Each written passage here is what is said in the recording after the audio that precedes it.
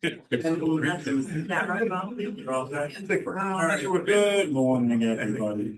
Welcome to Super Saturday. Budget Workshop, Super Saturday. If I ask that if you can you please stand for the Pledge of Allegiance?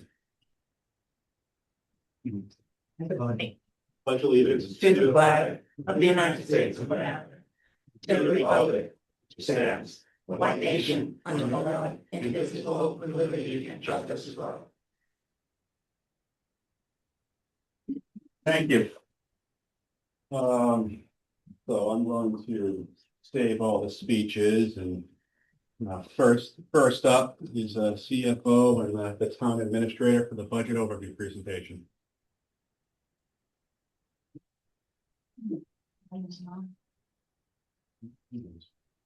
So today we're going to talk about the FY27 budget. It's like what's in the FY27 budget? Fully funded health insurance, reorganization of positions in treasurer collectors, finance department, human resources, and town administrator's office.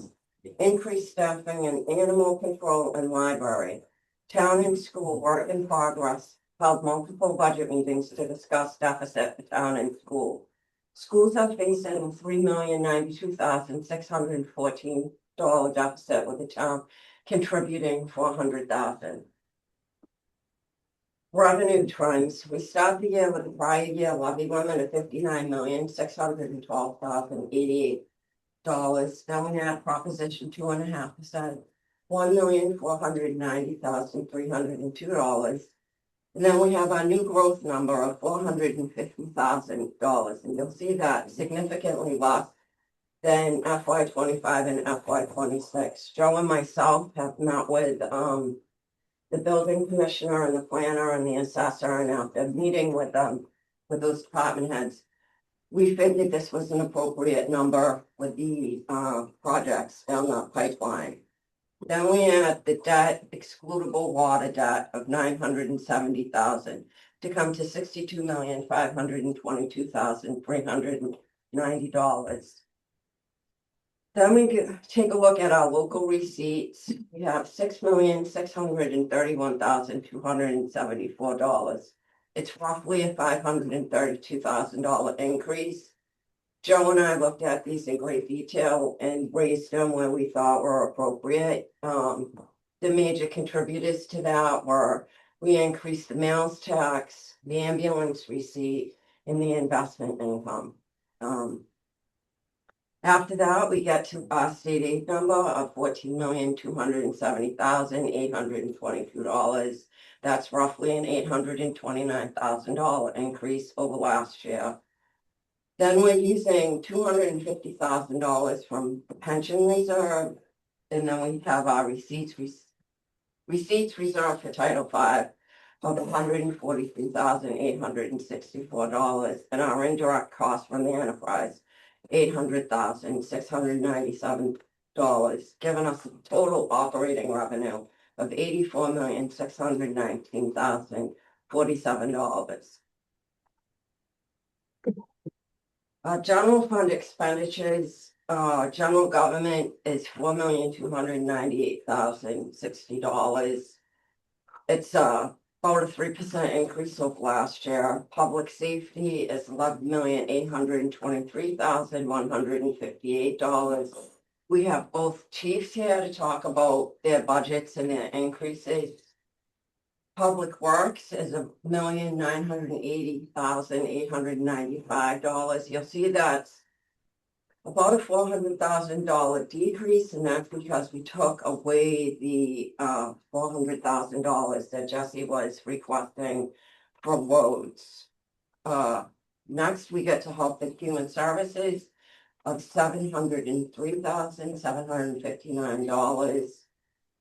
Culture and Recreation of $1,036,645. There's an extra position within the library. The library director is here to speak on behalf of that. Debt service is $4,103,690. We had a slight decrease in this account. It's reduction in debt payments for the year. Risk management is $964,000. That's because our property insurance has gone down over last year. Employee benefits is $4,488,566. This is because our retirement assessment is in that figure. Transfers and other financial uses, $11,796,398. This is where you'll see the increase for the health insurance, to give us a subtotal of $42,195,171.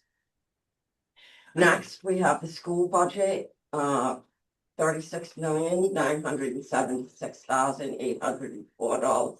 That's with the town giving $400,000 over last year's appropriation to the school department. Then we have education DDT, $1,414,804. This includes their assessment plus the $30,000 for our roof payment. Then on the bottom, you will notice the other amounts to be raised. Overlay, we have not put anything in the overlay. We reduced that appropriation to zero. It's roughly $1.1 million as a balance in that. So we felt it was appropriate that we be able to reduce that to zero. And then we come to our cherry sheet charges of $5,242,497. And cherry sheet offsets at $410,316, giving us a total operating expenses of $86,239,592. Enterprise funds. The trash enterprise fund has a $2,313,000, $421 budget. Water is $4,010,015. Sewer is $2,190,930, and stormwater is $1,081,306. What you will notice from this slide, there isn't any retained earnings as of now in the budget process. Usually this is supplemental appropriations and capital accounts that account for the retained earnings that you see in the prior years. This gives us a total of $9,595,672. And Jesse's here to speak on behalf of the enterprise fund. Budget summary: revenues, maximum allowable levy is $62,522,390. Other revenues, $14,270,822. To give us other revenues, $7,825,835. To give us total revenues of $84,619,047. General fund expenditures, town side is $42,195,171. School, $38,391,608, and other amounts to be raised is $5,652,813. Enterprise expenditures is a total of $9,595,672. This gives us a total projected general fund FY 27 deficit of $1,620,545. Summary: the current budget has deficit of $1,620,545 with full appropriation of healthcare at recommended levels. A school deficit of $3,092,614 with the town contributing $400,000, with a total combined deficit of $4,713,159, or 5.57% above projected revenues. The major budget drivers, the most significant cost driver in FY 27 is the health insurance. The amount appropriated toward health insurance costs is proposed to increase by $3,316,396, representing a 39.58% increase over the prior fiscal year. The increase accounts for the majority of the overall budget growth. Retirement assessments have increased by $315,456, representing a 6.9% increase over last year. Consistent with the established funding schedule of Norfolk County, fixed costs continue to represent a substantial portion of the town's operating and limited flexibility in the discretionary spending. Another major budget driver is the education. The school department budget includes an additional $400,000 in funding. Despite this increase, the school department projects a deficit of $3,092,614. The assessment for Blackstone Valley Tech increased by $83,262, or 6.25%, which includes a $30,000 roof payment. Other budget drivers of the public safety, the fire department budget reflects an increase of $127,532, 3.15% over FY26 level. The police department budget reflects an increase of $486,455, or 9.08% over last year. Of this amount, $80,942 represents a difference in accounting treatment related to the FY26 911 grant. While the police chief includes the grant revenue and expenditures within the department's operating budget, the finance budget accounts for the grant within a separate grant fund. And I thought this was important to put in here, because if you're looking at the chief's PowerPoint and what I have for the police department, you'll see that my number is higher than the police chief, because he has it all within his budget and the funding mechanisms. But the Department of Revenue makes us account for those monies in a grant account. That way there's less confusion. And the DPW requested $400,000 for road construction to supplement. We reduced their general fund operating budget, but they'll be able to use the Chapter 90 funds. The request was removed from the proposed budget. And as you heard from Representative Soter on Wednesday night, for FY26, the state has been increasing the amount of Chapter 90 funds, and we were at about 1.1 million last year. And Representative Soter said that they're on track to provide that same amount of funding this coming year. Other department adjustments, the assessors budget reflects a decrease of $60,983. As of FY26 was a reval year, the assessor was able to reduce part-time personnel by $10,000 and decrease the professional services line item. Debt service costs have decreased by $127,532 due to the scheduled reduction of outstanding debt payments. Gasoline for vehicles has increased by $42,948, or 19.71%, reflecting current fuel cost projections. Animal control reflects an increase of $122,935, or 60.51% increase over last year.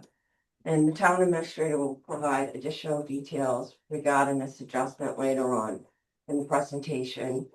The library budget reflects an increase of $70,170 due to the addition of a position for succession planning purposes. The library director will provide further detail regarding this adjustment. Organization changes. The town reorganized the payroll coordinator position and created an assistant CFO position to support both the chief financial officer and the human resource director. As a result, there is a decrease in the treasurer collector budget and corresponding increases in the finance and human resources budgets. Additionally, the town administrator reallocated a portion of personnel expenses from his department to the Human Resource Department. The Human Resource Coordinator previously had costs split evenly between the town administrator and the Human Resource Office, given that approximately 75% of her time of this position's responsibility supports the human resource functions and 25% support the town administrator. The expenditure has been reclassified to reflect actual operational responsibilities. Reserve accounts, overlay account, overlay balance is $1,121,624 as of today. No money appropriated in the FY 27 budget. Capital investment fund is $94,698. The group insurance trust fund is $1,210.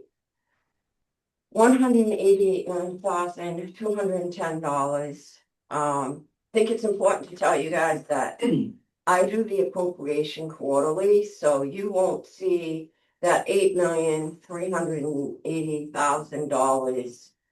I'll be making that journal entry today before I leave, so that will increase by about $2 million. And that's to get you through the end of June.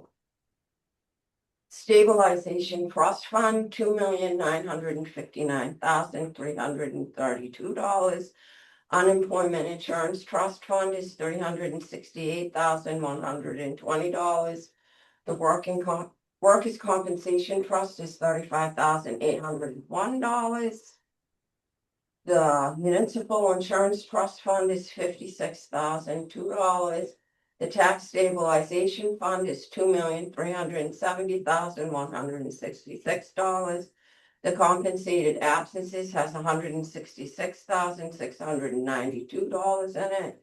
An OPEB trust, $1,293,649. And we also have a $50,000 appropriation in the budget for the OPEB trust. Forgot to put it on the slide.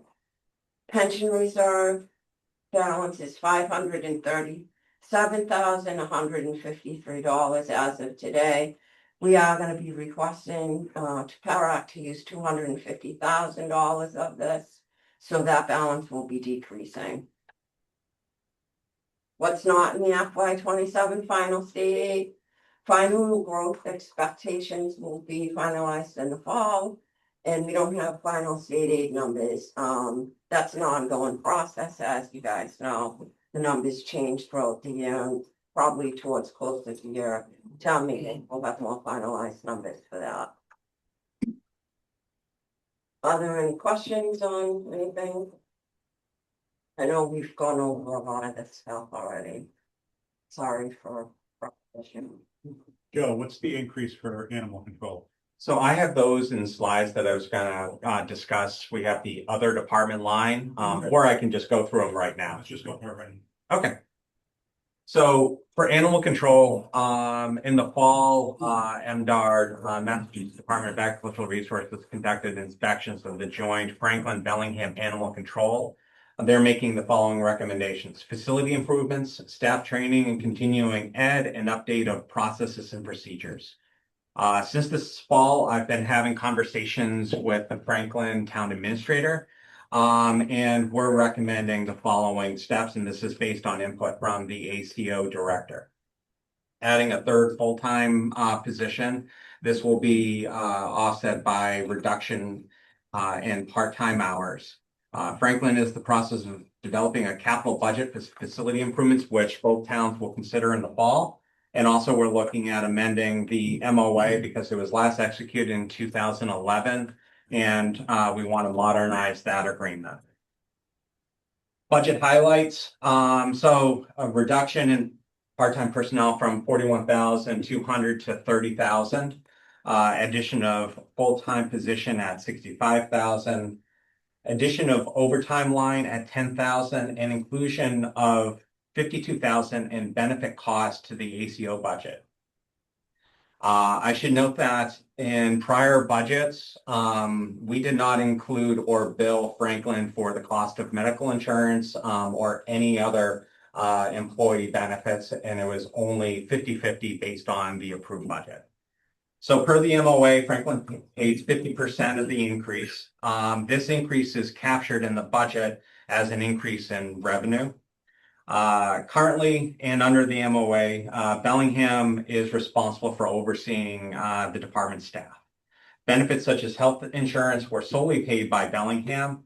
If you look at the total cost, so after Franklin provided 50%, the FY26 costs were $157,107.50.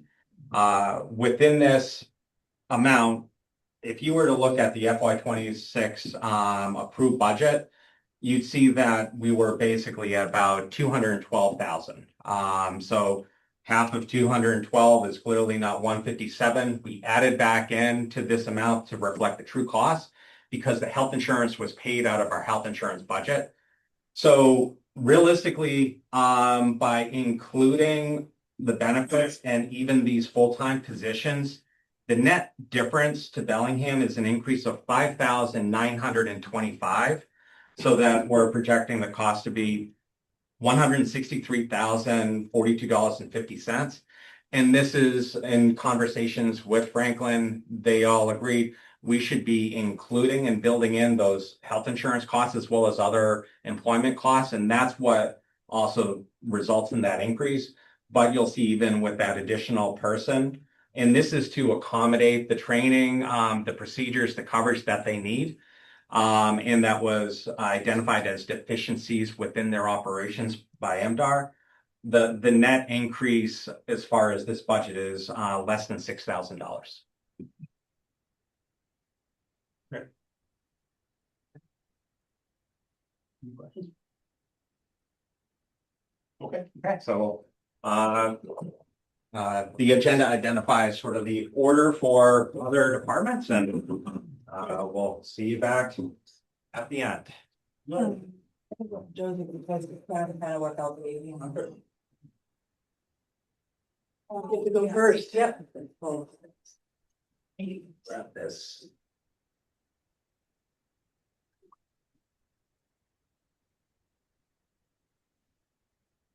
Good morning. Morning. Justin. So the budget I presented for FY27 reflects, I believe, a $16,000 increase over last year, much of which comes in the form of a few full-time employee staff raises.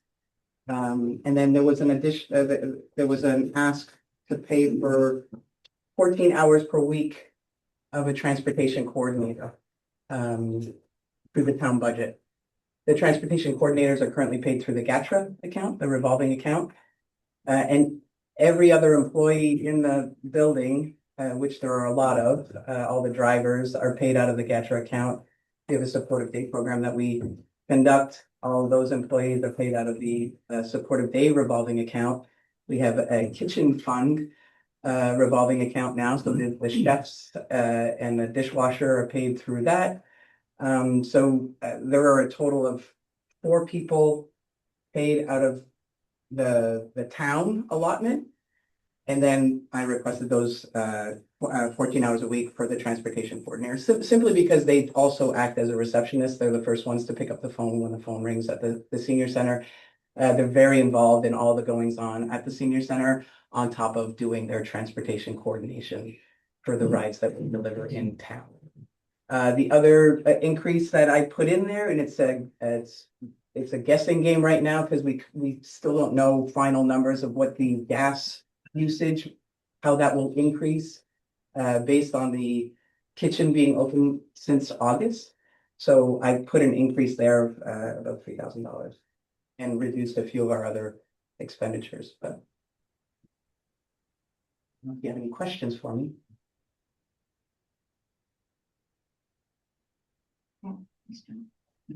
So you're looking for one position for the kitchen or 2? We have 2 chefs. Yeah. We just hired it. We're in the process of hiring a dishwasher. So the 2 chefs cover the shifts that we're doing currently, and we're also looking for a 3rd chef to be as a backup. There was a day that one of our chefs was sick and the other one couldn't cover, and we had to shut down services. So people don't want to eat my breakfast. Okay. You disagree? Oh, well, maybe Jen does. Thank you, Jen. So the all the food and everything is basically it's self-funded? Self-sustaining right now. We're yeah, there's a very small margin currently, but we're surviving. We're breaking even. All right. Yeah. And then the transportation coordinator and all the drivers that want to come out of the GETRA fund. Yes. Where does the money for the GETRA fund come from? It comes from, it's a reimbursement grant. So we have a revolving fund, a GATRA revolving fund Okay. that has a balance that sits in it. When we, once a month, we send a report in with gas, driver time. They do all the repairs on the vehicles that we use. Right. So gas, driver time, a small portion of my salary gets reimbursed through GATRA because I oversee the transportation coordinators. And then the transportation coordinators, they're 5 days a week, 8.5 hours a day. So it gets reimbursed through the transportation, through the GATRA account. So you want to take them out of the GETRA account and make them? Just 20 hours, 14 hours a week because Okay. they act as receptionists. And Okay. yeah, they do a lot. I mean, they do a lot for us. They're the ones answering the calls and saying, acting almost like executive assistants almost, on top of making sure that all of our transportation needs are covered. The majority of the calls are for transportation at the front desk, but occasionally there are calls come in at the front desk that are for me. So they're doing the transferring and they're doing the figuring out who to direct the calls to. Okay.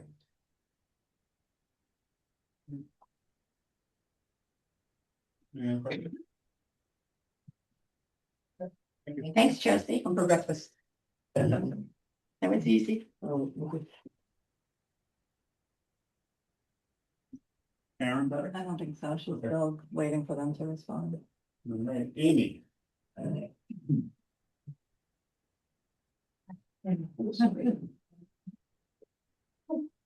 Room looks a lot bigger from here. So this is,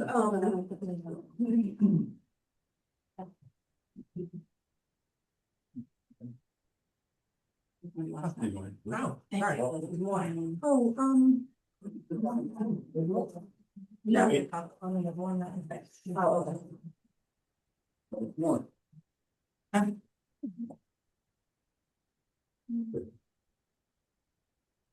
No one's going out.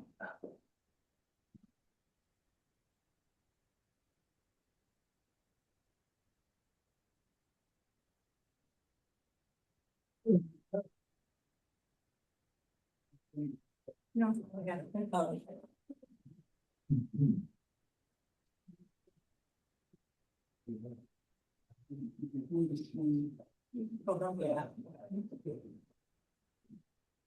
okay, so I can be very quick. This is our first time at the town clerk's office presenting and definitely my first time presenting. So I'm excited to tell you guys a little bit about what we do. I put together some budget points that are our biggest drivers, but our biggest driver this year, as you know, is going to be our elections. So I'm going to speak on these bullet points just for a couple minutes, tell you a little bit about what we do, and if you have any questions, I'd be happy to take them. So budget drivers, our biggest budget driver this year was this last fiscal year, we only have the one election coming up in June.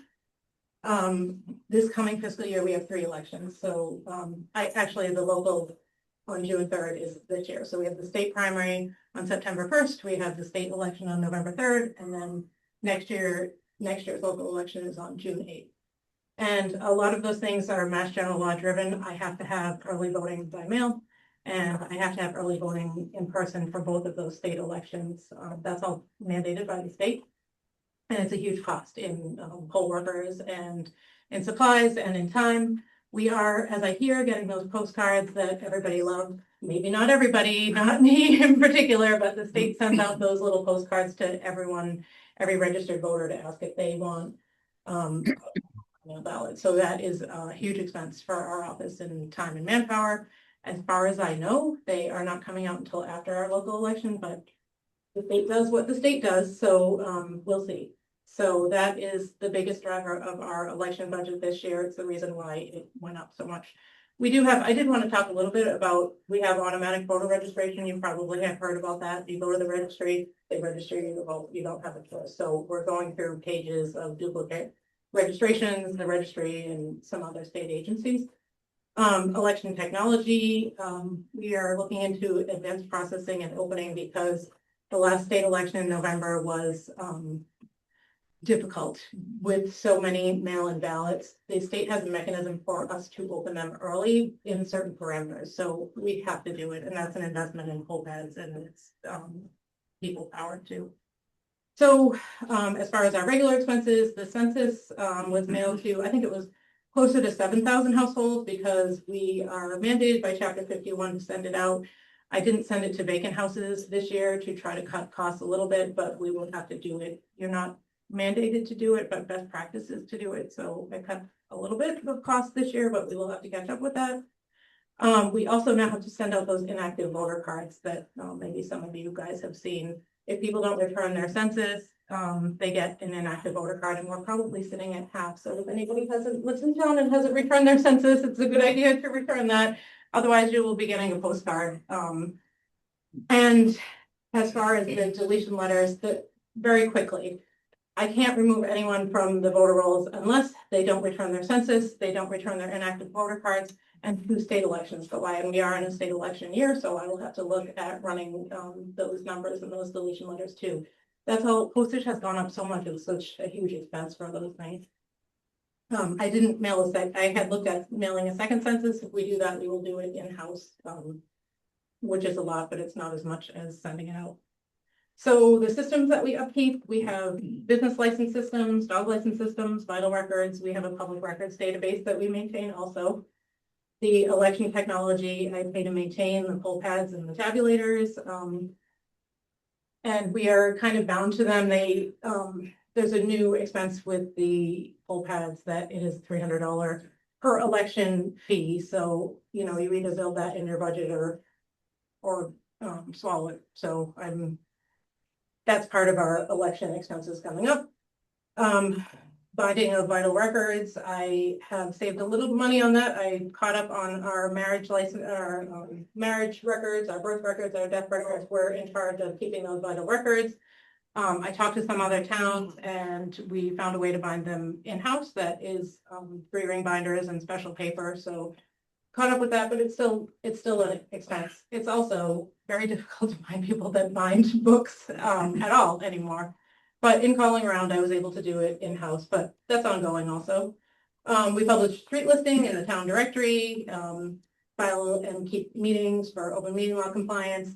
That is not an exhaustive list of what we do. I just wanted to give you kind of an idea of what this upcoming year looks like. And we are, I think, the smallest office of 2.5, plus some senior work ops. So we work hard for what we do. A lot of our expenses this year are going to be our poll workers and our elections. All good? Yeah. Yeah. Thank you. That was it. Thank you.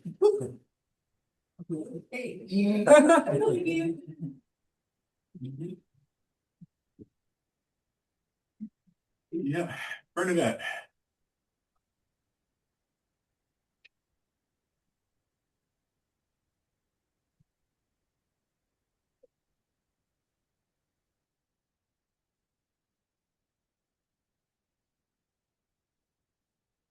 Good morning.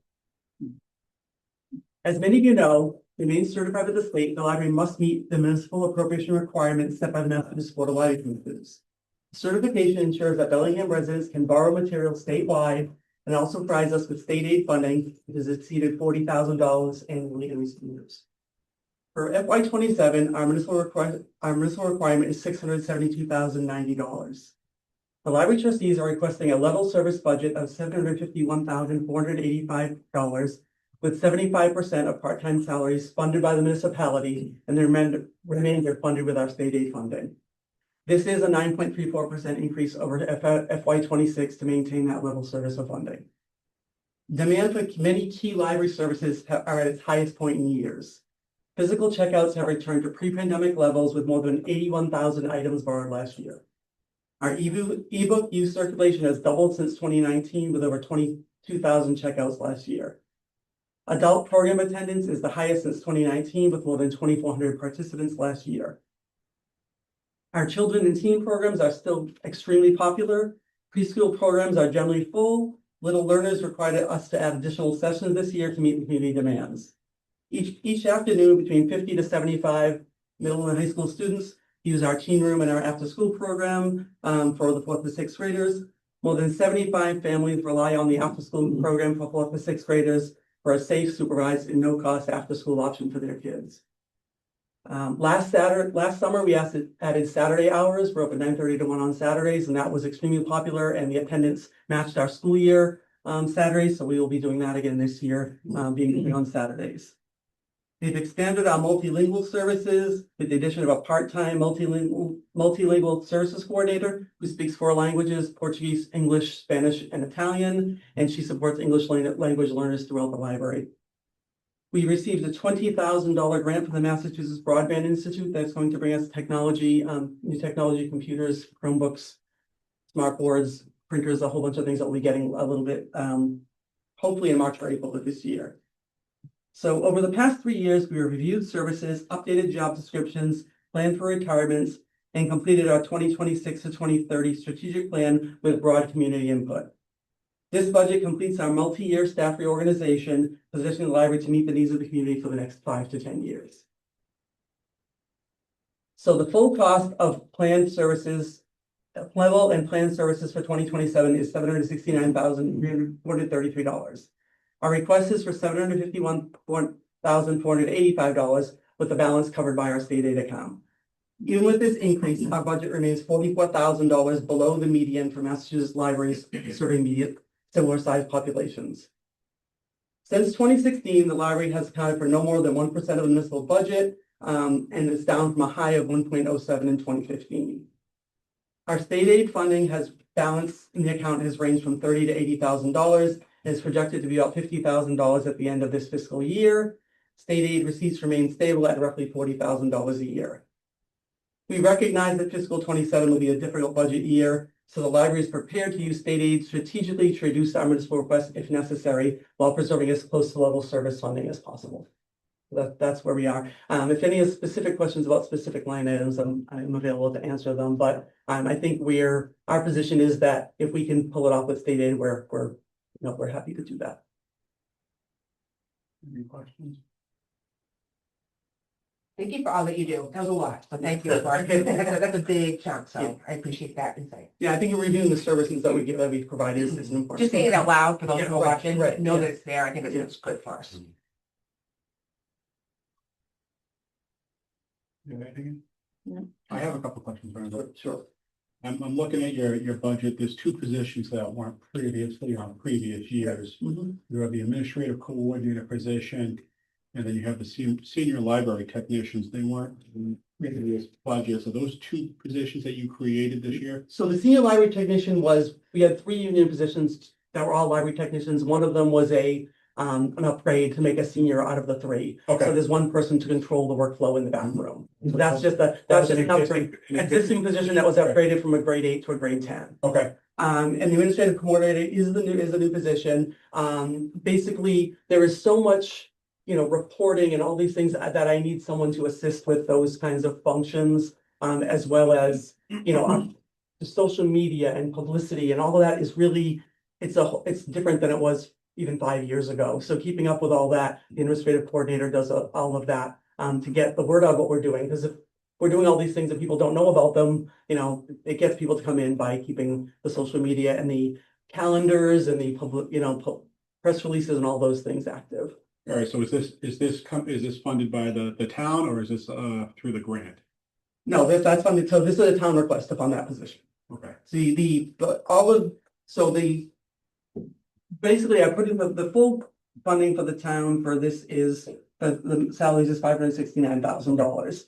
That covers all of our full-time positions and 75% of the funding for our part-time positions. 25% will be paid out of state aid with this budget. All right. And just a question for not for just for me, what is the operating cost for Saturdays? So basically it's not extensive because one full-time person shifts their day that they work.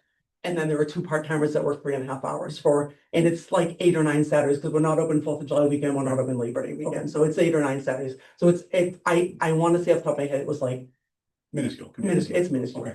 Yeah, yeah. All right, thank you. Okay, thanks.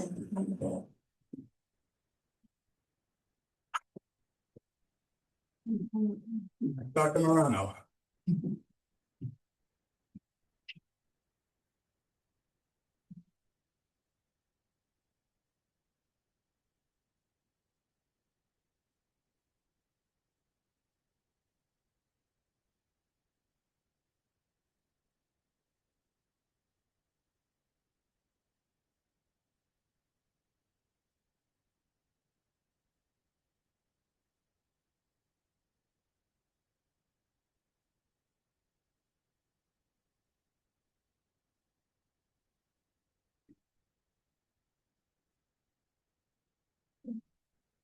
Good morning. All right, so we have our FY 27 budget proposal.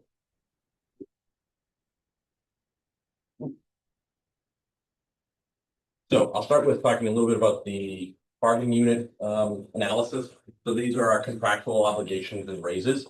So you can see that we have our 3 groups, our BTA, which is our teachers union, AFSCME, and then Singletons. So when you look at the increases across there, it's 1.3 million. And again, those are contractual obligations. Just to real quick, because I get this question often, under the BTA, it looks like they're getting a 5.8% increase. Their COLA, their adjustment from the contract is 3%. It's a little bit higher because of the salary grid that they have. So there's steps and lanes, and as they move through the steps and lanes, that's an increase plus the COLA on top. So that reflects the 5.8. Next. Oops.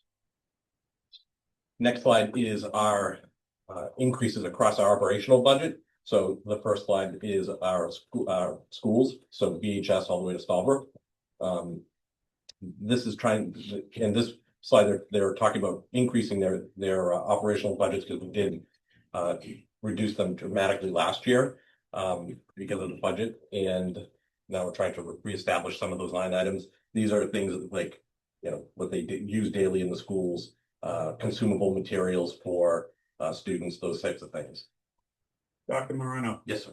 That's a pretty significant increase up at the high school. Yes. Can you elaborate on that, please? So they slashed their budget last year for textbooks, materials, basic stuff that they would use daily. To instead of cutting a teaching position, they reduced their operational budget. Now, trying to get some textbooks back in, get consumables and materials for students. That's why there's an increase. This next slide is the operational budget through our departments. Again, to note, the big increases in special education and transportation. So out of district increase was significant, and then our transportation is significant also. That reflects the transportation piece, the in-district transportation, and also the out-of-district special education transportation. Is that all through the same provider? No. So our in-district transportation which has been Vendetti. Yeah. But the out-of-district transportation are other vendors that we try to get to transport the 30 students that we have out of district. When was the last time we put transportation out to bid? For in-district? Oh, in district and out of district. So out of district, we're trying to find the best rate. We don't have contracts per se with those vendors. Okay. In district, it was 3 years ago. Yeah, I think 3 years ago, I believe. Yes. We're on year 4. Yeah. So is that something that you do yearly or? No, it's usually a 3-year contract. Okay. With 2 additional years that are optional, depending on the rate. So are you planning on putting it out to bid? Next year. Okay. Yeah. The increase for our in-district transportation is about 288,000. Right. From feedback that I've received from colleagues and from other superintendents, we're in a pretty good spot with our in-district transportation increase. They're looking at other districts that are going for transportation contracts are looking at 12 to 15% increase. So we're okay for now, and hopefully next year we'll be in a better place. If I could just throw in, so when we put it out the bid, we got one bidder last year. One better? Yeah.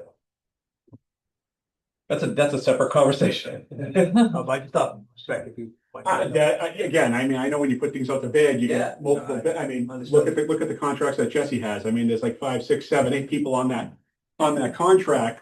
So I'm kind of surprised to hear that transportation wise, because there's a lot of transportation companies out there, like every town seems to have a different transportation, so I'm kind of shocked that we don't have. Well, we've had the same vendor for close to 50 years. Right. Yeah. Well, that's why I was asking. Yeah. You know, when was it out the bid last, or Yeah. how many we have, so. It's a separate conversation, but it definitely, we do go through the process properly, and the vendors do come out, they through the bid process, but we traditionally only had one bid. And one last thing, too, if you think about the time frame when we negotiated the last contract, world was upside down, and we were very confident that our vendor worked with us to provide us with a fair deal. Oh, that's fine. Before you move on to the next slide, Dr. Morano, I also just want to point out, our maintenance is also a substantial increase. And it probably goes without saying, but we have roofs and boilers, that's all I'm hearing about right now. So they're very expensive. I don't want to get ahead of you, but I just from the other night, I did have some questions as far as I know it was brought up with a lot of the special education, that being covered, trying to look for alternative sources. Is that something like some of the other sources? Is that something like Social Security or DMH could possibly help cover? No, they don't help. They don't help cover those costs. Those are school district costs. Because I know just from what I do for work, like, Social Security will actually pay for a child to do like therapy, course writing, and that sort of stuff. I wasn't sure if that's something the school could tap into. They won't provide funding for that. Okay. Yeah. Not presently, but I think that's what Representative Soto was talking about the other day, is trying to lead legislation to go in that area to have that be looked at in a different vein. It's not presently, so. I know Ms. Michelle, who's our assistant superintendent for student services, works really hard to find all the needs that our students' needs just popped on. And did you want to chime in, Suzanne? Nope, you're doing a beautiful job. Okay. She works really hard to find, the right fit for students in those out of district placements. And I know that at times like DCF will get involved, and she really fights hard to see if they'll pay for some of the settings that we send kids to, because students are in DCF care. So it's a battle, and she works really hard to get the best that she can for our kids. All right, so if you take our salary increases and our operational increases together, we're at a $3,492,614 increase, or 9.55%.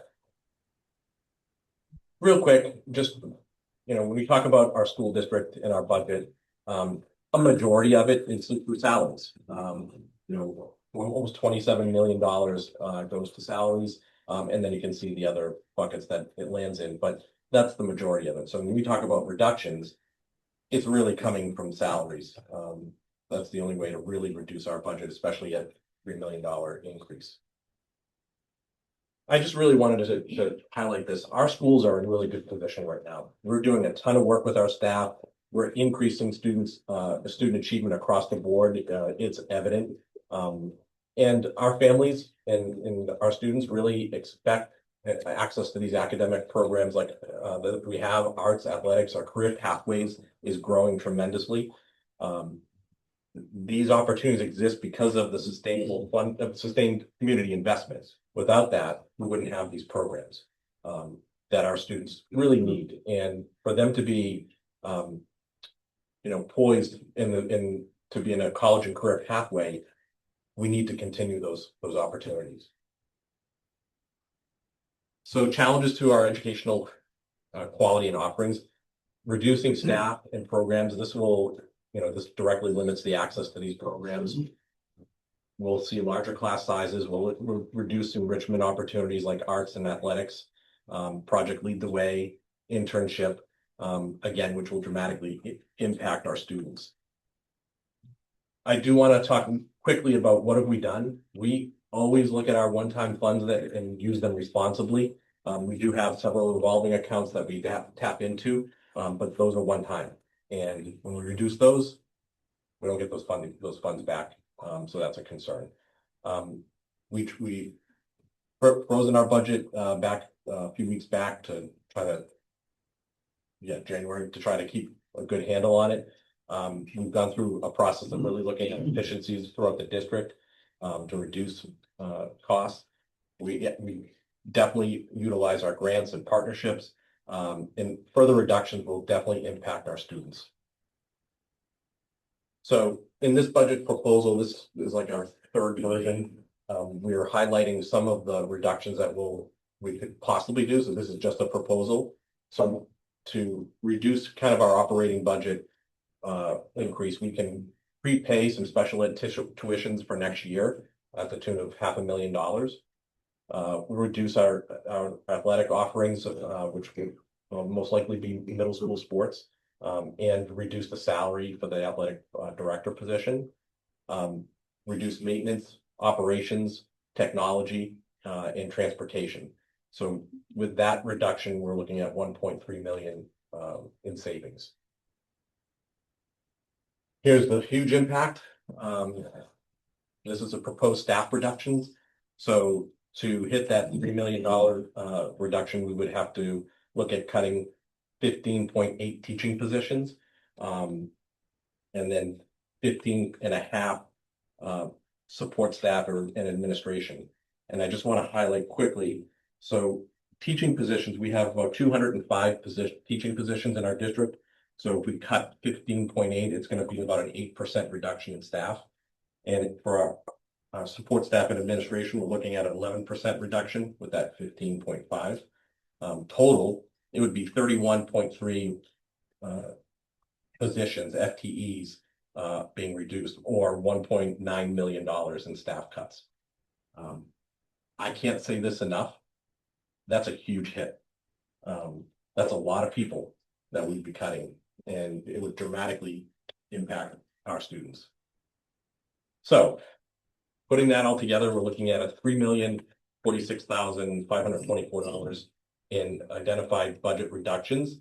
So we still have some more work to do to reduce our number. We're getting close to our actual.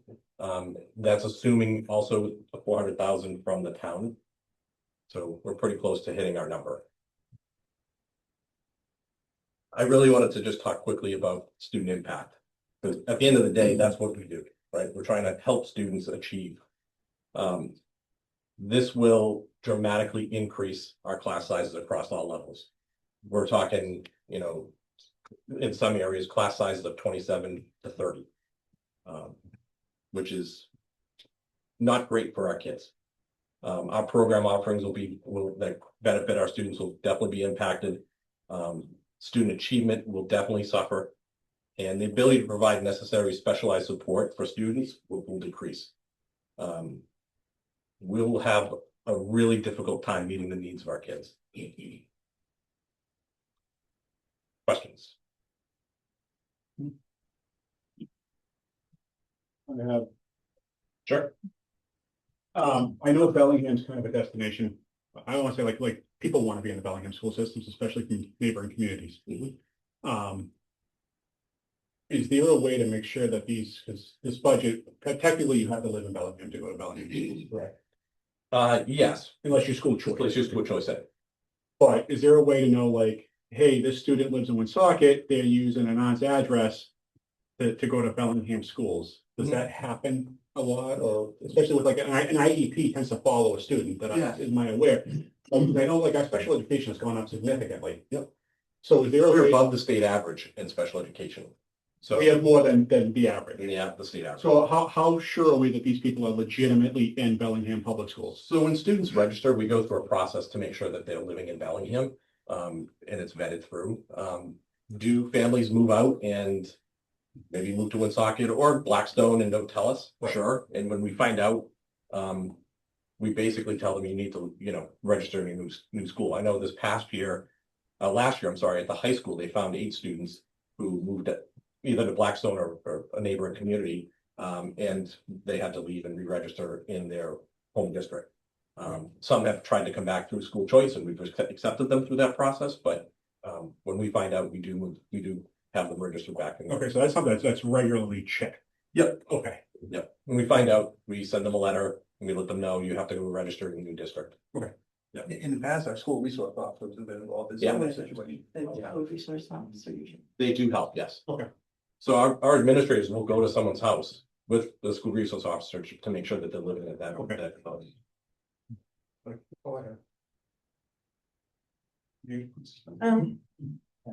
So Peter, Yes. you were saying that you would have almost 30 people if we can't fully fund this, you would have to take those 30 people. I would have to. So I guess my question is, I don't know if it's a question, I guess I'm just kind of digesting it all. If you were to have to do half of that, what would happen? And that's not saying that's what we're gonna do. I'm saying, okay, we don't want to take 30 people out. That's ridiculous. Yep. What would happen if you had to take support staff versus teachers? Do you know what I'm saying? Try not to touch teachers at all. Yep.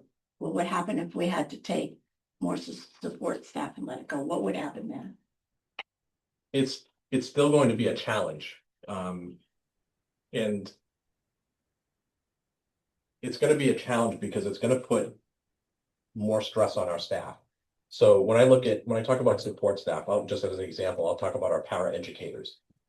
They're in those classrooms supporting the teachers and the students that are on educational plans.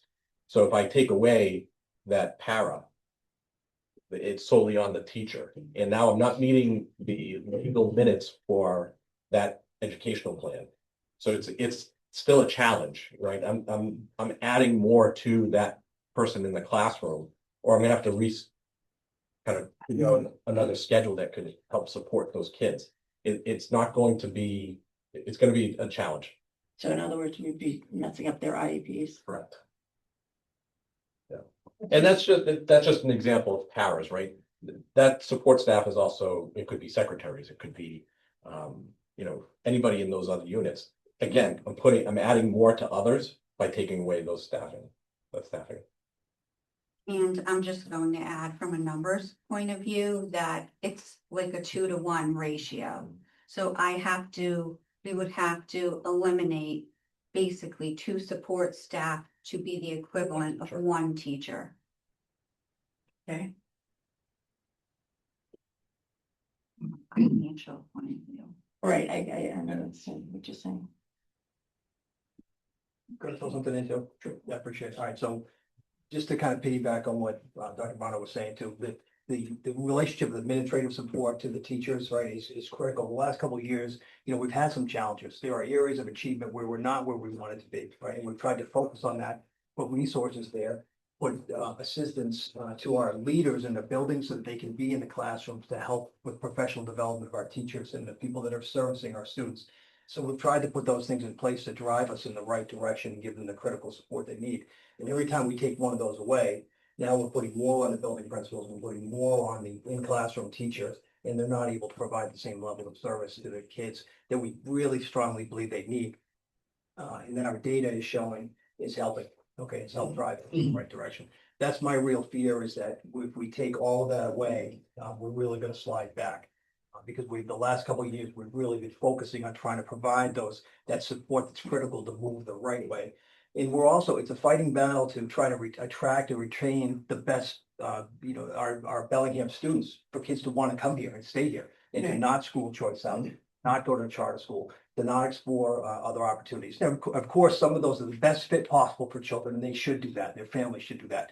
But we want people to feel comfortable and that they have the resources and the opportunities here to stay. And then every time we lose one of those battles, what at least the perception of that, the other line items on the budget are going to be impacted as well, right? If you looked at the budget the other day, and I know you all did, right, there's a large line item for charter schools, a large line item for the kids going to other districts, right, school choice out. And so it's a constant struggle to try to put the best product in place here for our students and the best opportunities for a variety of reasons. Right, and I think we all understand that. I know I understand that. I've been there, done that. Yeah. But I guess in my mind, I'm trying to figure out how can we do this? Yeah. How are we gonna manage this 4.2 million deficit? It's Yeah. not gonna go away. Right. No. It's gotta be addressed. Yeah. So it's like, okay, so where could we possibly, come up with some sort of alternative? And I know you've worked hard to make sure that the school, the choice is Bellingham and that we have the best classes and we all realize that. I guess the problem for the board is we have to figure out how we're going to do this and not do it by decimating any department per se. But it's like, I sat there and read this budget and I said, okay, so what would happen if they did this? I really sit and think about this because no one wants our school system to go down the tubes, but we have to come up with a solution. So that's why I'm like, so what would happen if we only did half, or what would happen if we did 10? You know what I mean? Yeah. What would happen? How can we manage? If I didn't cut, let's say we didn't cut those 15 teachers, right? As Erica mentioned, now I'm gonna have to cut 30, I'm still have to cut 30 support staff, right? Because I have to double up Right. more, I have to double up, 2 paras for 1 teacher. And that's not a solution either, right? No, it is. I understand that, but I didn't know. Yeah, no, it's a good question. It's a good Question was question. there. Someone mentioned Wednesday night when we did our presentation that, we run very lean. And I'll echo that in the school district. We run very lean. When we look at our administrative support, we don't have a ton. I piled on to our administrators like there's no tomorrow. We have administrators who are doing 2 jobs, really, and realistically, 2 to 3. So, that I can't add more to their plate. Our teachers are working super hard, not only in the classrooms, but in, professional development to make sure that our kids are getting the very best that they can. Just to piggyback on something you said, Mr. Reed, I look at our BVT numbers and kids who want to apply to BVT, I think that's great. It's part of our school district. But we went from 120 kids applying to BVT to this current year, 38, right? Because we have programs in our school district that they want to do, right? Through Project Lead the Way, through internship. Our kids are going out and getting incredible experiences to be in the workforce or go to college. So not addressing our budget, or not saying not addressing it, but having to make these reductions, it's going to impact that tremendously. So then more kids will apply to BVT, more kids will go out in school choice, more kids will want to go to the charter schools, which is going to impact the budget again, right? Because that money's still going out. So, yeah. And if I just may add one thing, because we had the presentation earlier in the month from Superintendent Steele from BVT. The new reallocation as far as the number of students, like partially is kept down because they're trying to limit the impact.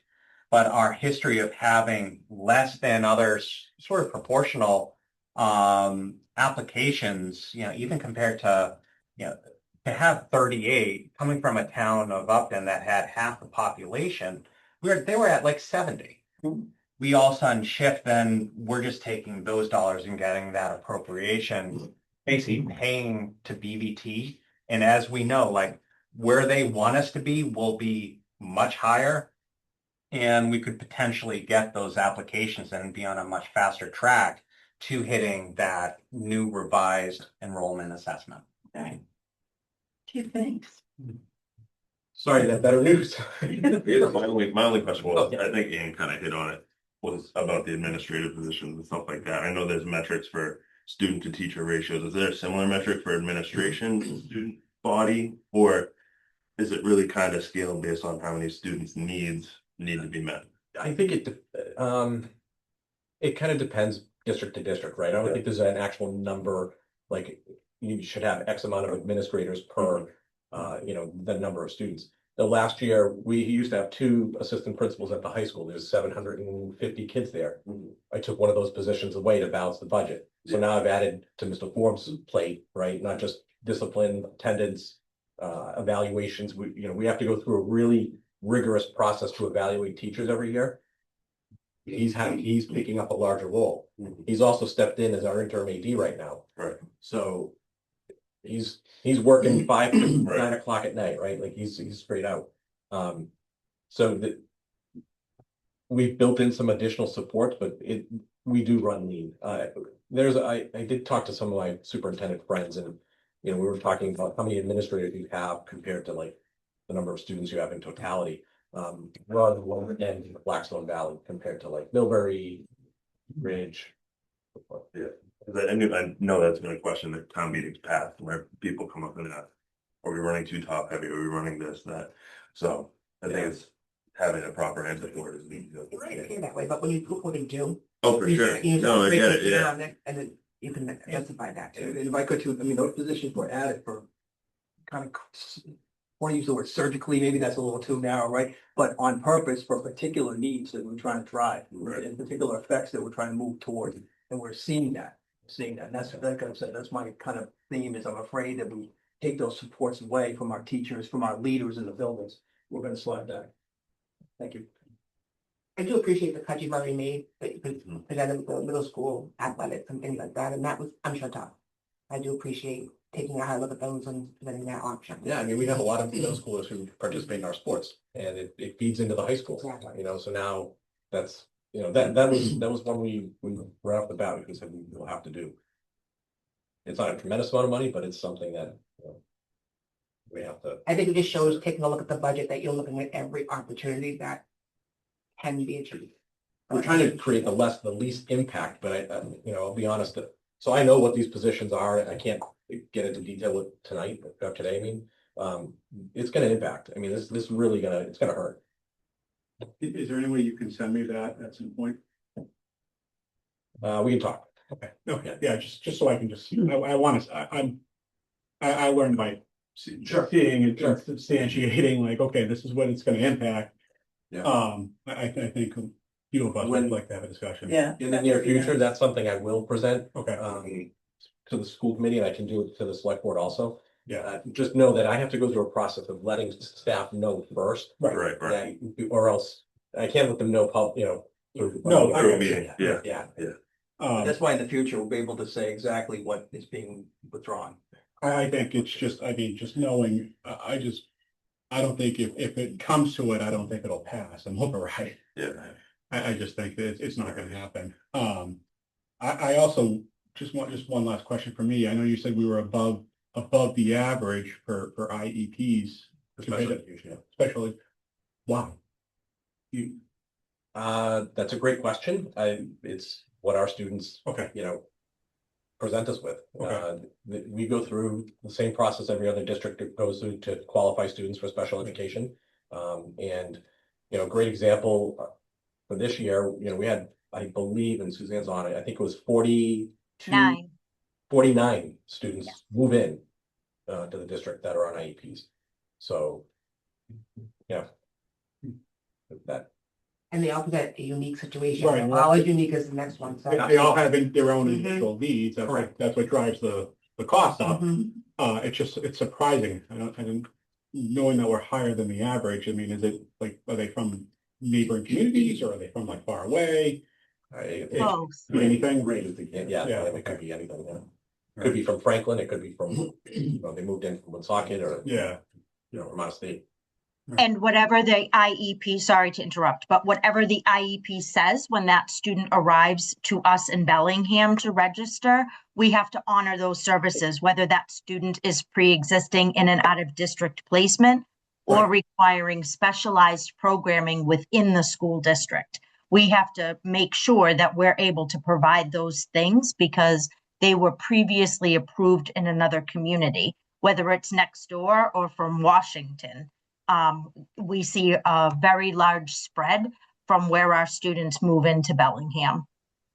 And that's federal. That's a federal law, correct? And then we have the state one is what 504. That's also federal. Oh, They're yeah. also federal, right? And so we don't highlight 504 in here, but we have a number of students that are on a 504 plan. Again, varying issues. Very good. Needs.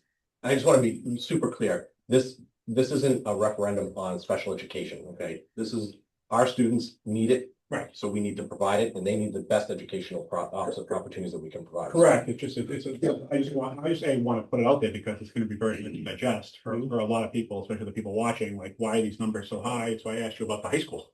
Yeah. You know, it's a 70-something% increase. I think why? So.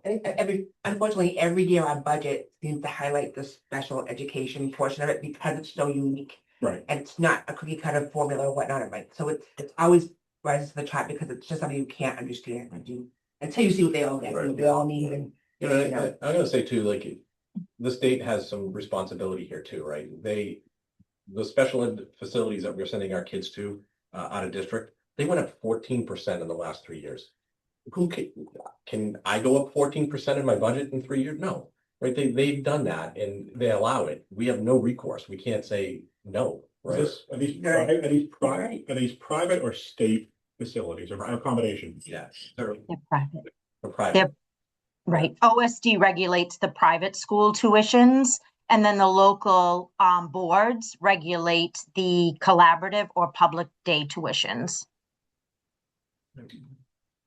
we've done some great work in our own district trying to help mitigate some of the needs that wouldn't be sourced out, but they're internal. And we've kept most of our kids inside. So I want to give Suzanne huge kudos here because she's developed some programs or some classrooms in across the entire district for our kids to keep them in district, right? So there's two benefits, right? They stay with their cohort of kids, right? Their classmates, which is tremendous, and there's cost savings. But you know, she can't do that for every student, and that's why we have about 30 or 33 students that are out of district because we can't meet their needs. But it's quite a savings keeping those students in here where it's the best fit for them and getting what they need. Same with Keogh Memorial Academy.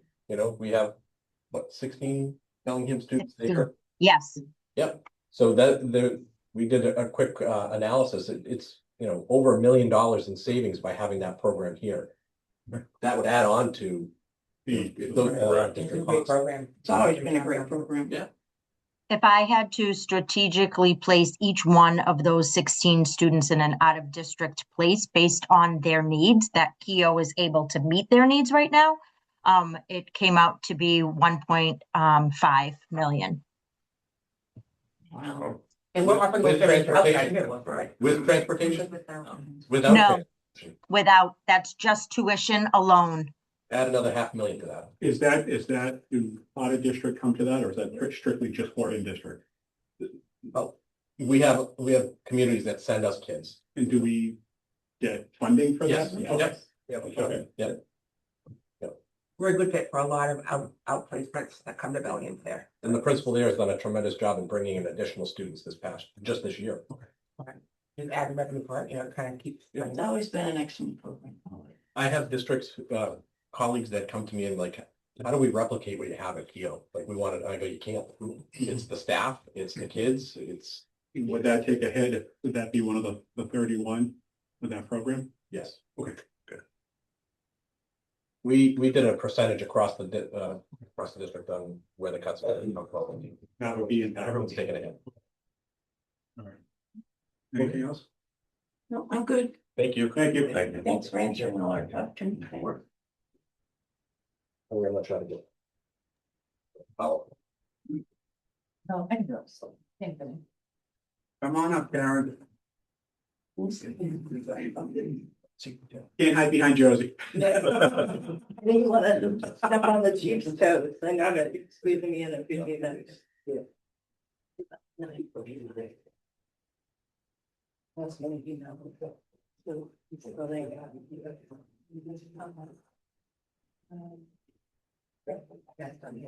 yeah, I know. I just want to know. What are you?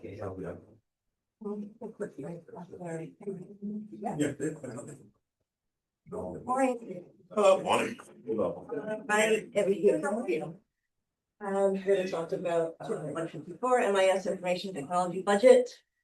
There's I only have a few accounts I'd like to just provide some explanation for. The first is account 51-110 and 51-120, which are the salary accounts, and as you're aware, contractually, there's a 3% increase. So I did add the 3% to those accounts. The next is the 52-230 account, hardware, software maintenance. There's an increase in this account. This account includes all the annual support and maintenance agreements for all the applications used by the various offices in town. This includes our financial software, utility billing software, public safety software, assessing software, etc. The renewals vary each year. Some contractually stay the same, while others may increase from 3 to up to 9 or 10%.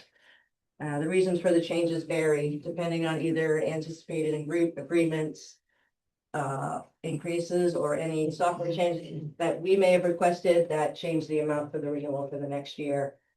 Also, things like data storage increases may increase these amounts. So that's the increases for that line item. And the last one I'd like to address is the account 52-400 professional services. We added another line. We added $5,000 for network fiber repairs and pole transfers. And we did this because as you may or may not know, the town, about 15 years ago, I believe, put fiber in town, ran fiber from the north to the south so that all the municipal buildings could be connected. So we're on the same network. Same with the schools from Stallbrook to Keogh, everybody's connected. The past few years, we've had some incidents where twice we had some rodents eat through the fiber lines in the conduits that come down from the pole to the building. This happened at the police station. So it knocked them off the network. Also happened at the Chestnut Street water tower, which affects the radio systems for public safety. One time the line was cut for an unknown reason. Another time, weather-related issues took the lines down. That happened up on Hartford Ave, so Stallbrook went down. So each time we have to call someone to come out, can vary depending on the extent of the damage. Could cost from like $3,000 to $7,000 each time. On top of that, we were informed by National Grid last year about 17 of the poles that carry the municipal fiber were double pole situations. So we were required, because we own the fiber, to move the line from the old pole to the new pole. So whether it be an accident, a car accident, or something that takes down the pole, or just they're replacing the poles, we're responsible for that cost. So seeing the pattern increase for this, we added $5,000 to put towards anything that may happen in fiscal 27, in case we have to repair those lines. So that was the increase in that. And that was my last explanation. All the other accounts, I believe, are steady. So I'm happy to take any questions if you have any. Thank you. What's that? Thank you very much. I think we're gonna take now a 5 to 10 minute break. Get up and stretch, and we'll be back here. 10:30, right around 10:30, we'll come back. Chief Miller and Deputy Chief Provost. Oh my God. Probably, which one stuff? I did take 10 years off, and I just wanted us to be able to focus.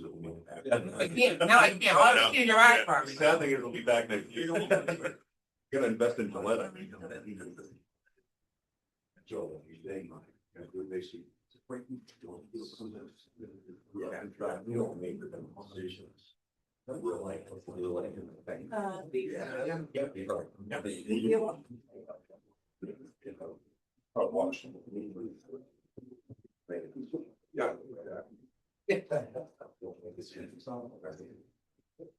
right, good morning, everyone. Morning. Hopefully this will be simple and painless for you. So in front of you, we've prepared our PowerPoint for our FY 27 budget proposal. We'll stop right with that. So again, our mission statement for the fire department is to protect protection of life and property with a commitment to customer driven fire department that constantly works to meet the fire and rescue needs of the community. Why did I put that in there? Why did we put that in there? As we all know, the community is definitely growing. It's growing at a rapid pace. So is in our demand for services or request for services through the fire department. So I want to make sure that everyone understands that we're here doing the best that we can with what we have, the tools to work with. So FY27 budget proposal, again, for us, it's pretty straightforward. The only piece really that we've gone up. So we're going to look at what we're asking for, 5.2 million. That's a 3.5% increase from FY26. That increase only constitutes a 3.5% increase totally on contractual obligations. That equals out to 163,676. Again, contractual obligations only. That's it. Operations, 0% increase. We're constantly continuing to work within our operations allotment of money. Deputy Provost has worked with the union. We're working on some different initiatives inside the organization to try to save some funding there as well too. So we're not paying some outside vendors to do specific training. Again, under our operations also comes, basic equipment replacement, vehicle/station repairs, training, internal and external, daily operations, and contracts and agreements. So there's multiple that comes under the operations, but we're not asking for additional. We're going to continue to work within that and trim where we can trim for that piece.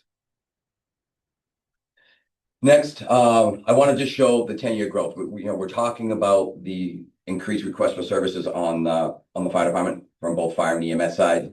You can see we went back from 2016 to 2025. You can see it leveled off a little bit or decreased during the COVID years. That's consistent throughout the emergency services. Even in my last position, we saw the same there. But you can see the steady growth between 22, it starts to climb right up through 25.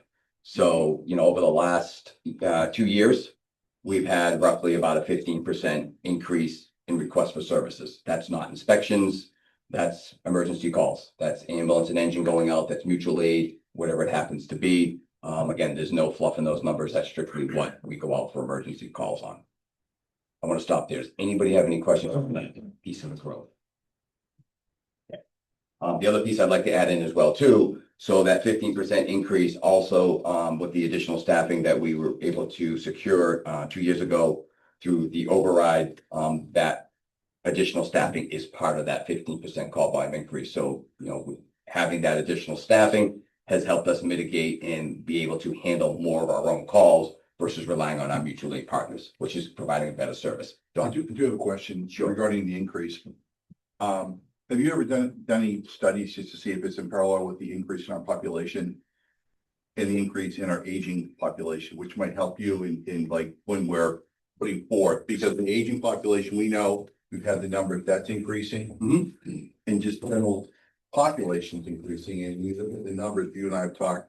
Yep, the more calls are going out for our aging population. So the support staff is really, really important as the population increases here in town. So if I can just give you that really quick data, that's a good point, Don. So we're working on another project, Deputy and I are. So we ran some numbers for our EMS for 2025. We did 1,636 transports for our seniors between the age of 50 and 70 plus. For 70 plus alone, we did 873 transports. 70 plus. That's a lot of transports. So our seniors are gone up. Amy, correct me if I'm wrong, the data we ran the other day were 40%. Okay. About 40% of our population are seniors. Yeah. And I know this would be an anecdotal thing, because you don't have specific numbers. But with the override that we did a couple of years ago, the additional paramedics, how many of those? I mean, are all the paramedics going out on all of those calls? So we run geo based on. So one of the things Deputy and I had done when we got the additional staffing is we have 2 districts. We have a South District and a North District, and we try to keep both those ambulances within those districts to handle the calls. They will cross lines if it's busy or the apparatus will cross. So I would say, actually, if you give me a minute, I can answer that question. The reason why you're saying this is trying to help you to tee up to the town meeting is that if in fact we have to go for an override, we've all talked about this publicly. I want to be able to support the numbers and the importance of the override 2 years ago, they shouldn't have any reflection on, it's two different scenarios. We had to do that, here's Correct. why. Exactly. This is a different scenario. If we have to do this, and here's why. Right. It's just the way the world is. So So I just want to make sure we have those numbers prepared. So if they're like, someone raises their hand and says, hey, we just did one. Well, here's why, and here's the benefit. And that's, cut and dried on 70% of our call volume is EMS. Yeah. 30% are fires and others. And There then, you go. so right there, we do have that data. So 70-30 split is where we're at. Okay. Okay. And we can't just say, well, we're going to put all our eggs in one basket for the ambulances because our fire calls went up this year as well, too. Yep. The month of the end of December, January, we've had two significant fires in town. As it gets colder, the storms, all that picks up, but we're also providing additional mutual aid as well, too. Everybody's feeling the pain. And in addition, Chief Fitzgerald will be up here. They're supporting those calls as well. 100%. So Sometimes the day before we are, if there are multiple calls most going on. times they are there Yes, sir. first. It's just personal experience. They were at my house first before Right. the paramedics were there. Yep. So yes, so they're supporting your calls and they're all over town. So Right. it's just more evidence Yes. that we need to make sure that the town is aware of the numbers behind it all. Absolutely. Absolutely. Okay, So- thank you. You're welcome. So again, we, future budget needs, and I know this is not an ask today, but I want to get it on the radar. 4 additional firefighter paramedics for Station 1, and we want to explain really kind of why that is. The reason being is this last year, we've seen a 12% increase for Station 1 calls. And I'll give you that data in 1 second. So in other words, the South Station, which we call Station 1, is getting much busier. And this past year, we had a couple incidents, seemed like we were on a roll, where when that ambulance transports, that leaves the lieutenant in that district by themselves. A, that is not safe. B, that's a false sense of security to the residents of the town of Bellingham. I'm not going to sugarcoat it. It is what it is. With that, when that lieutenant was by themselves, we had apparatus on a highway one night for a serious motor vehicle accident. We had the South ambulance transporting. We had a reported structure fire on Man Street. The lieutenant rolled up by himself with the engine. It's a big no-no. Okay, we shouldn't be doing that. That same weekend, the same lieutenant on the next night was working overtime that Saturday night, responded to a cardiac arrest by himself. 6 minutes of CPR by himself, asking, where's my help? Headquarters was tied up. South ambulance was already out. That following Monday, head-on collision center in Pulaski. South ambulance is out. Rolls up again by themselves.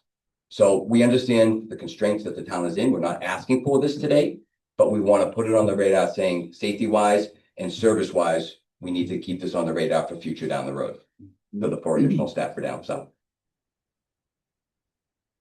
All right. So Station 1 call volume, and kind of anticipating some questions. I apologize. We did 4 years. Our current software is terrible to get data out of. It takes a long time. That thanks to you folks, that's going to change here within the next 3 to 4 months. But just to show you the growth from 2022 to 2025. All right. So it's gone up significantly in the call volume for down south. So having that south station open and staffed is very, very important. We've seen, again, a 12% increase just out of that station alone from 24 to 25. Now, that might not totally be in that district, but it might be coming up here covering the headquarters district. It might be mutual aid and could be in their own district as well. And again, I apologize. For us to get that data out of our system is almost impossible. We can't do it by jurisdiction. Very difficult. All right, grants that are coming up. Assistance to Firefighters grant. That's another FEMA grant. We're waiting for that to open. We were told the end of March. The deputy and I will evaluate what we need for additional equipment and what could be purchased through that grant. Every year they set the parameters of what's there and what you can and cannot do. Safer grant, again, waiting for that to open. That's a great grant for additional staffing. It's very, very competitive, but also it's something the town has to need to be able to absorb after 3 years. So year 4, the town has to absorb it. Department of Fire Services grant, we just did this. That closed on Thursday. Ours was submitted about 3 weeks ago. Sounds something you might not want to hear, but we had to update our ballistic equipment. So we're paying the grant for $18,000 for updated ballistic equipment, vests and helmets. It's a way of the times, and we have to prepare our people for it as well as training. Future capital needs, again, please do not panic. These are just, I want everybody to understand, down the road, these are things we're gonna have to think about. Finishing up our Station 1, Station 2 feasibility study, and we're hoping in March, Tecton will be presenting to the board and showing their finding at that there. That consists of, remodel / addition to Station 2, which is the Blackstone Street Station, potential new Station 1 on Rentham Road. Again, all stuff that's still in the works that we hope to have wrapped up here very shortly. Our 10-year capital plan, it's on it, refurbishment or replacement of engine 2. Engine 2's got 78,000 miles. And I'll be very honest with you, we just put $7,300 into it to get it back on the road. It's been sitting in the for 4 weeks out of service. Very difficult to get parts and get it back up and running. That is our spare engine. And the replacement of Rush 2 down the road as well too. So again, just keeping everything on the radar, keeping everybody in the loop of potential what's coming down the pipe. All right. Questions? Fire away, Mike. Chief, if you don't get this funding, what's gonna have to happen? Well, we don't get the stuff funding that we have. You're going to start looking at reduced shift coverage, which will force us to close the South Station. I want to stop right there. It's not a threat. I want to be very honest with everybody and all the residents and all the other board members that are listening. We're not pounding our fist on the table saying people are going to die and your house is going to burn to the ground. We're not saying that. What we are saying is reduction in shift filling. We will be forced to close the South Station, and everybody will operate out of the headquarters station. The deputies already come up with different models. We're going to go back to 2012 staffing, which unfortunately people are going to wait for service. If you're the first 911 call, congratulations, you're going to get the best service we can give you. If anything after that, you're going to wait. And I want to also preface by saying, I've heard it numerous times, well, that's what mutual aid is for. No, that's not what mutual aid is for. I want to be very clear. Mutual aid is not for our neighboring towns to come in and pick up the daily call volume for the town of Bellingham. It is for when we are overloaded or have a major incident. And everybody around us is also feeling the same pain. So they're going to go through the same thing. So all we're going to be doing is robbing from each other and not solving a problem. All right, so if Station 1 closes, I'll go to Central Station. What's the response time from? Well, let's call it out. Bellingham is 14 miles long, 3.5 miles at its widest point. If headquarters is up north and we have something down south, peak hour traffic time, our current data shows could be a 12 to 16 minute response time. And what is the, what's recommended for definitive care if somebody's having a stroke? If somebody in the south side of town is having an active stroke. Yep. Or what they think is a stroke, and they call 911, and you are tied up on the north side of town, what is the guidelines for the definitive care if somebody's having a stroke? 4 to 6 minutes. Okay. For the NFPA standards. Now, somebody can say, well, chief, those are NFPA, it's not realistic. You're right. It's we don't meet all the NFPA standards. However, we go to court. I can tell you right now, the courts are going to hold us up and go, chief, do you understand this? And we do. So 4 to 6 minutes for life-saving measures. Thank you. Does anybody else have any questions? No, I've gone through it and talked with the chief. I'm good. Thank you, Chief. Thank you, Deputy. You're welcome. Thank you. Thank you for all the hard work. And your staff, everybody. Come on up, Chief.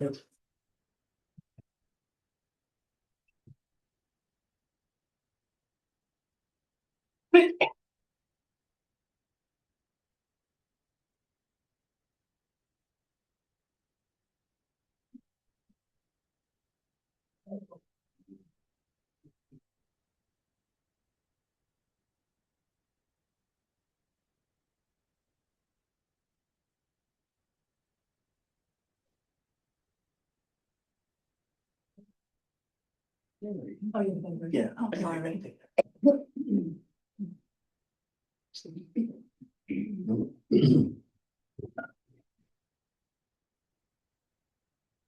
No, I can use this one.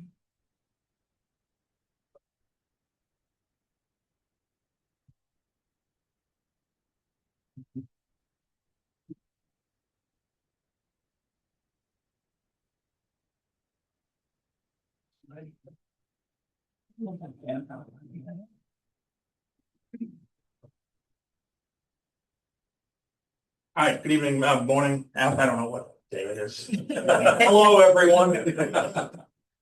Thanks for attending me. I'm going to try to burn through this. This takes way longer than 15 minutes, but I'm just going to try to give you some of the highlights so we can get to any questions and talk about the reality. And there's the organizational overview, why this budget matters. A couple of quick things just to point out our calls for service. And when I say calls for service, that doesn't mean every time somebody calls, we picks up the phone, but our log entries are things that make it into the computer, whether that's 911, somebody walking in the lobby, somebody flagging us down, an officer finding something, an officer doing something. Our logged calls are up 9%, with a lot of sustained high liability things that I'll get to later. A lot of constraint within this budget. 94+% of my budget is fixed, contractually mandated personnel costs. Some risk if we have reductions. Obviously, that could create service gaps, compliance failures, and liability exposure for the town. And how we do things responsibly. We're providing similar service to our peer communities in the area for 25 to 35% less than they are in their communities. Just some quick highlights from last year. Some of our numbers, you can all look at that at your own leisure, but basically everything's up. Incident reports are down because we've eliminated some reporting on some things that don't need that level of attention. But here's some of the high liability and high risk things that go on. We have 252 calls that came in of a domestic nature. Those are probably the most volatile and risky calls our people head on. 80 calls for assaults. That's non-domestic related fights between people out there in the community. 16 sex assaults. 126 mental health crisis. That's a big number. Those are intensive. Sometimes they take hours. Sometimes somebody wants to walk right in the ambulance and it takes 5 minutes, but it could be anything in between. Restraining order violations, that's one of 2 times in the Commonwealth where an arrest is mandated. That and a warrant is the only times. Any other time you don't have to make an arrest. So 46 of those, about 1 a week. Some of the resource intensive things that come up, missing persons, school incidents, those are incident reports or arrest reports generated mostly by our SROs, juvenile officers. But you see there's a lot of them. There's a lot of documentation that goes on there. And then the volume-driven stuff down the bottom, car accidents, traffic stops, disturbances, whether it's loud music, larceny, that sort of thing. Financial needs analysis. Unfunded liabilities continue to grow. Staffing and contractual costs are fixed. Much like schools, we're burdened with unfunded mandates from the state. We got 3 new ones last week. I'm sure they got 4 or 5, but it's really schools and police that the state love to pile things onto and say, you're going to do this now. But there's no funding mechanism for it. It's just go do it, figure it out, town. Salary cost revenue. So here's the big increases that we're actually asking for. So it was about $311,000 increase. And this stuff's non-discretionary. And there's the quick bullet points why, but it's all of the contracts agreed to by this board, previous version of this board, previous town administrator, but the negotiated stuff. And then what that equates to, we have 45 and a half full-time employees from top to bottom at the police department, ranging from the custodian up to me and everything in between. That equates to about $3.80 per hour increase if you spread it out across the board. Obviously, that's not how it exactly looks, but 311,000 is a big dollar amount. But then when you put it out there like that for people, it's really not that much for what we ask some of our people to do. And about 65% came down to the bless you. About 65% of our staff in dispatch and patrol are still working through step increases. Some of the steps are 5%, some of them are 10%, depending which union. So on top of a COLA, there's a number of people who are getting a more substantial increase, some people a more modest increase. But that's the average, about $3.80 an hour across the board. The 75,000 is to increase the overtime lines to continue providing the same level services, but addressing the fact that everyone gets paid more. So their overtime is going to go up by $5 or $6 an hour. So that's how much more I need to do the same exact amount of work based on people getting a new higher rate. And that's not an exact number. That's as close as we can get with an estimate. I take everyone who would work overtime's pay rate and basically we average it. And what we found, and I talked to Joe about this, I talked to Dennis about this previously, what we found is that average isn't even a true number because who works our overtime? The more senior people, the older people. the younger generation doesn't like the overtime as much, so the people who cost more per hour tend to take the extra work. So that's another driver of that number. So now I have to skew it into like the 60th or 70th percentile range of that. Every so often we luck out. One of the younger guys or girls takes the overtime. We save a few bucks, but often it's a ranking member, things like that. So just some of the cost drivers. This one, if anyone wants to actually delve into it, I won't try to do it here, but where it says percentile, that column and peer benchmark, percentile is where we're at. That's right now compared to our peer communities. And to the right is what the normal range is of those peers. What you'll find is we're at the bottom end of the spreadsheet compared to all we're doing it for less than everyone else. For example, our overtime, the normal range is 12 to 18% of the officer's base salary line, and we're doing it at the 13.4% mark. It's just things of that nature. The command staff, myself, and the lieutenants, we represent just over 12%, and our salary should be 12 to 17% of all the other officers' salaries, and we're at the very bottom. So you'll see that we're doing it for less across the board, but that's how to translate that document so people understand what that means. It's my document, but just give an explanation in case anyone wants to look at it and understand what I'm showing you there. There we go. How we get to our overtime request, bottom row. And again, the $76 an hour average overtime for union members, that's skewed into the higher end to account for who's actually working our overtime. And I also only base it on the patrol staff from the union who shifts and whose training and whose court appearances may need to be replaced. It doesn't count detectives, school officers, command staff, anyone like that, because any extra things that pop up in those categories, they're already on their administrative schedule. So you see the bottom right, this is the estimate, about $589,000 all in is what it should cost to fill all of the various time offs, court, training, vacation days, sick days, personal days, everything, every possible type of time off, or again, our unfunded mandates from the state to take care of all of that. That is the closest estimate we can come, is that 589. I kept my request under that. My request is at 576. We tend to do okay in that category. We try to be as lean as we can. Budget challenges, I've already gone over these, we've heard that. So I just want to point this out. I don't want to say these are things we do for free, because they're not free. They're $395,000, but these are services that we basically provide full-time to other departments, but we're funding.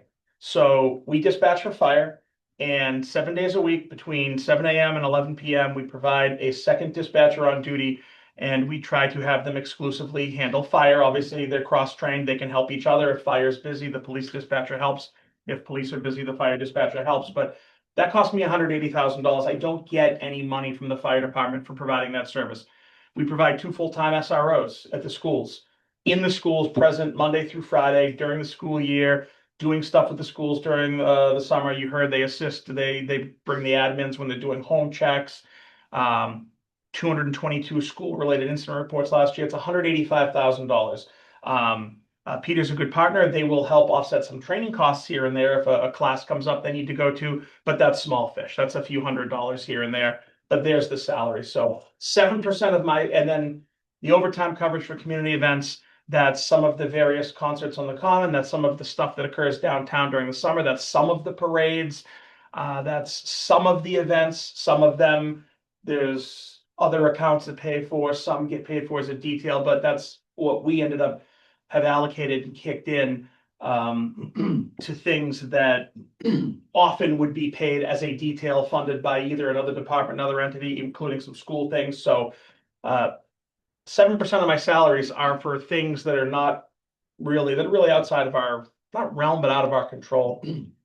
This slide has existed in previous iterations of this, but this is minimum training requirements pushed on us by the state. And like I said, some new surprises came out this week. Very exciting. But that's just the hours that and these are the minimum statutory requirements. There's no discretionary training listed here, no specialized training, and nothing to keep up with our accreditation. Expense increases, I added just a very small amount to that line. I think, and that's a line, if I needed to, I could level fund my expenses. I added less than 1 point to expenses overall, but and this slide's very similar to the past year. Cars are expensive to maintain, clothing, the police stuff. A foolish shirt is like $180 for what probably cost $4 to make because the word police is on the title, and it's just unfortunately the stuff gets more expensive. Real quick on this, how to translate this, if anyone wants to delve into it, this is our peer communities on the right, we're on the left. So you can see all of my expenses, you can see what all of our peers, the range they spend, and what you'll see is that we're less at on the left side of the skew, we are below the 50th percentile, often towards the bottom of all our peers. And then the very bottom is our overall budget request. And this is our FY27 budget compared to their projected FY27 budgets. We're at the 9th percentile compared to our peers. We're barely making the spreadsheet. And there's the comparison group on the bottom. Some are a little bigger, some are a little smaller, but Milford, Franklin, Foxborough, Mansfield, North Attleboro, and Norton. So we've got some Bristol County, we've got Worcester County, and we've got Norfolk County represented, but all communities with a similar demand for service that we have. Basically, our budget request is almost entirely driven by personnel. We've seen that. Everyone knows that. Kind of taking the same grants year after year. We did just get about $50,000 last week to fund the K-9 program. That's this year. We'll tell you about that this time next year. But we didn't do great with grants this year with the extra grants. We tried to cover the portable radios through capital through a FEMA grant. That wasn't approved. We have a body-worn camera grant out there with the feds. That's out in the ether. We haven't gotten a response on that, but if it comes up, great. If not, we'll try again. But there's been no grants so far for personnel or anything like that can just offset normal operating costs. Future needs. Basically, I have not increased any staffing since I've been here. I was offered 4 positions my first year. I believe Dawn might have been on the board. And I just want to reflect my answer at the time. We were short. We had kids in the academy. We didn't have everyone there, but I had told the board, I said it would not be responsible. I couldn't responsibly, and I'm a big fiduciary. I'm a shark with the money. And how can I justify saying, yes, I need 4 more bodies when I don't know what it looks like fully staffed? I've had this conversation with Dennis. I've had this conversation with Joe. Our reality at 36 is there's never 36 through the door. There's always about 10% in some sort of flux. Somebody's retired. Somebody's resigned, somebody's injured, somebody's sick. So there's always about 10% of our staff that for some reason or another, or this position's vacant. So right now we have 1 vacant spot and we have 1 officer out on long-term illness who's anticipated to retire. So 1 more would be at that 10% mark, right? So we have 34 walking through the door today. So doing analysis, this number of 36 is appropriate for the 16,945 people we had on the census 6 years ago. That's 2.1 per 1,000. The standard for a suburban town with things like shopping malls, industry, retail, highway access, commuter access, suburban Massachusetts, 2 to 2.25 per 1,000. So at 2.1 per 1,000, we're staffed for 2020. We're not staffed for probably the 18,000 plus that actually live here. We're not staffed for what it's going to look like when new developments that are proposed may pass and come online. So really 39 is probably our correct number, which truly means about 36 or 37 are through the door on a daily basis. Didn't ask for that here, but that's where we need to get to. Dispatch staffing to provide true 24/7 coverage to a community that size. Just on the police side, once we're north of about 20,000 people, you should have 2 on duty all the time. And then there's still the aspect of fire. So we're short 2 dispatchers in that realm. So that's just where we're at. That's where we need to get to. And facing a deficit, obviously we're not getting there this time, but this is kind of like what Chief Miller did. This is just a bullet point for the horizon for the future. So and I don't want to, just like the chief said, people are going to die, that sort of thing, but so we haven't had any true discussions about reductions. Department head meeting the other day, Joe had mentioned to us, think about, what $50,000 would look like. Then I hear later that night, at the board meeting, I was on Zoom, if an override was attempted for this big dollar amount and it failed, what would that look like department wide? And somebody had said 5%. So I just want to, the next two slides address, where are my vulnerable spots if I have to make a cut? So in red, there's the things that we do that aren't driving day-to-day police services on the road in the community. One thing I'm bound by, fire has a little more flexibility. We're bound by minimum staffing contractually. So I can't just blindly say, well, we'll cut overtime. Overtime is how we maintain the number of people on the road that we've agreed with the union to provide, for safety, for efficiency, for getting things done. And I will tell you this, our minimum staffing is truly minimum. Right now we have, it's 4 in the day shift, 4 in the evening shift, 3 in the midnight shift. And in a town like this, the day shift, we can get away with it because Monday through Friday, we're all there. There's command staff, there's school officers, detectives, there's enough bodies. If something happens, we can muster and we can deal with anything that comes up. Today on a Saturday, there's 4 officers working. The ideal number to me would be 5. That could put 2 in each sector, 2 in the north, 2 in the south, and the supervisor. So what happens is there's one sector with only 1 officer. So that person often starts by going to a call by themselves. Somebody wants to report their credit card was stolen, that's no issue. Somebody's having a fight with their spouse, that's a big problem. Their backup may be a ways away. So in the midnight shift, there's 1 officer in each sector with the supervisor basically acting as the backup. So we're already truly at a minimum staffing situation. Now, we start shifts with more than that, but you see all the time off, people are contractually granted. So it's rare that we do get a full shift. When we do, we have 6 officers, and at night we generally have 5 overnights. So when we're fully staffed, we have a good number of people on the road, we can take care of business. When we're minimally staffed, it becomes more of a challenge. So those are the 3 areas that I would have to look at. Hey, can we absorb some cuts? Sure. Some small cuts? Absolutely. Can I tweak this request and find a little money in my budget? Absolutely could. I think every other department head could. But when we start talking, when the number 5% gets thrown around, well, those are the big ticket things that where I'd have to, look long and hard. Can we still provide that service while keeping the minimum number of people on the street? And, of course, like I said, we can make reductions if needed. No specific amounts have been discussed with us. So if that comes to a thing, we can make some adjustments, but that 5% that, should an override fail, if that's the cost, overall, it's going to be serious. It's going to translate into people and services. I don't have fat to trim. I don't have a $700,000-$800,000. I had a $795,000 expense budget in my previous department where I could probably shave 100,000 like that. So that's the reality, and I'm happy to entertain any questions. I tried to keep that as fast as I could. Chief, just in perspective, I don't know if you've seen the news at all, like lately, New York City is looking at cutting 5,000 police officers. A lot of people aren't happy about that. In comparison, what's that to Bellingham?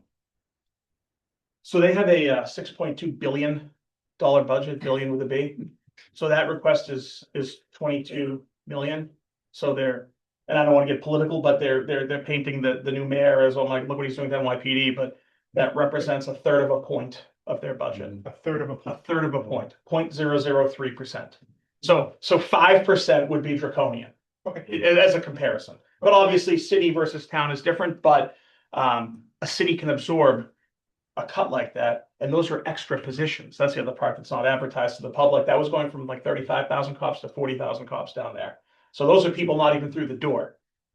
Ours are people who are here jobs. Ours are existing employees. It's not those 3 jobs I'm asking for and 2 dispatch. It's not those 5.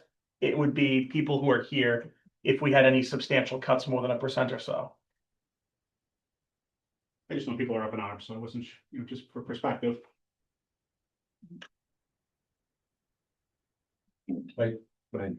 I just want two things. One, congratulations on finally getting us all up to speed on our licensing. Thank you. That was awesome, awesome, awesome. I really, I don't, I think the fire department and the police department, I mean, I've really gone over the budgets this year, with our big deficit, and, you are lean, very lean, and I know that maybe you could come up with 1% or 2%, but we could not estimate you any further. School department, we look at them, and after I asked the question about what it would be, I don't think Bellingham runs top heavy. I never thought I think we're a very lean community. I think we've always run lean. I don't think we expend excessively at all. I really don't. And this bothers me a lot that we have this deficit. I never sat on the board for 35 years and had a 4.2 million deficit. It's hard to wrap my head around this. But I think you've done an excellent job, and I think we have to think about public safety as a reality. We can't just say, okay, 5% would be absolutely ridiculous. Nobody can do 5%. So just my thoughts. And I just want to add, one, I think the police department is doing an outstanding job. Chief, you've done an outstanding job. Absolutely. I know for a fact how lean you manage the budget, how you call yourself a shark when it comes to money. Absolutely, no question. Going back a handful of years, we sat on I was on the board, and one of the things that we were faced with was we were losing a lot of individuals. We were paying them, hiring them, training them, doing all this work. And then, as we see, we underpaid a lot of our people. One, we were lean. Two, we underpaid.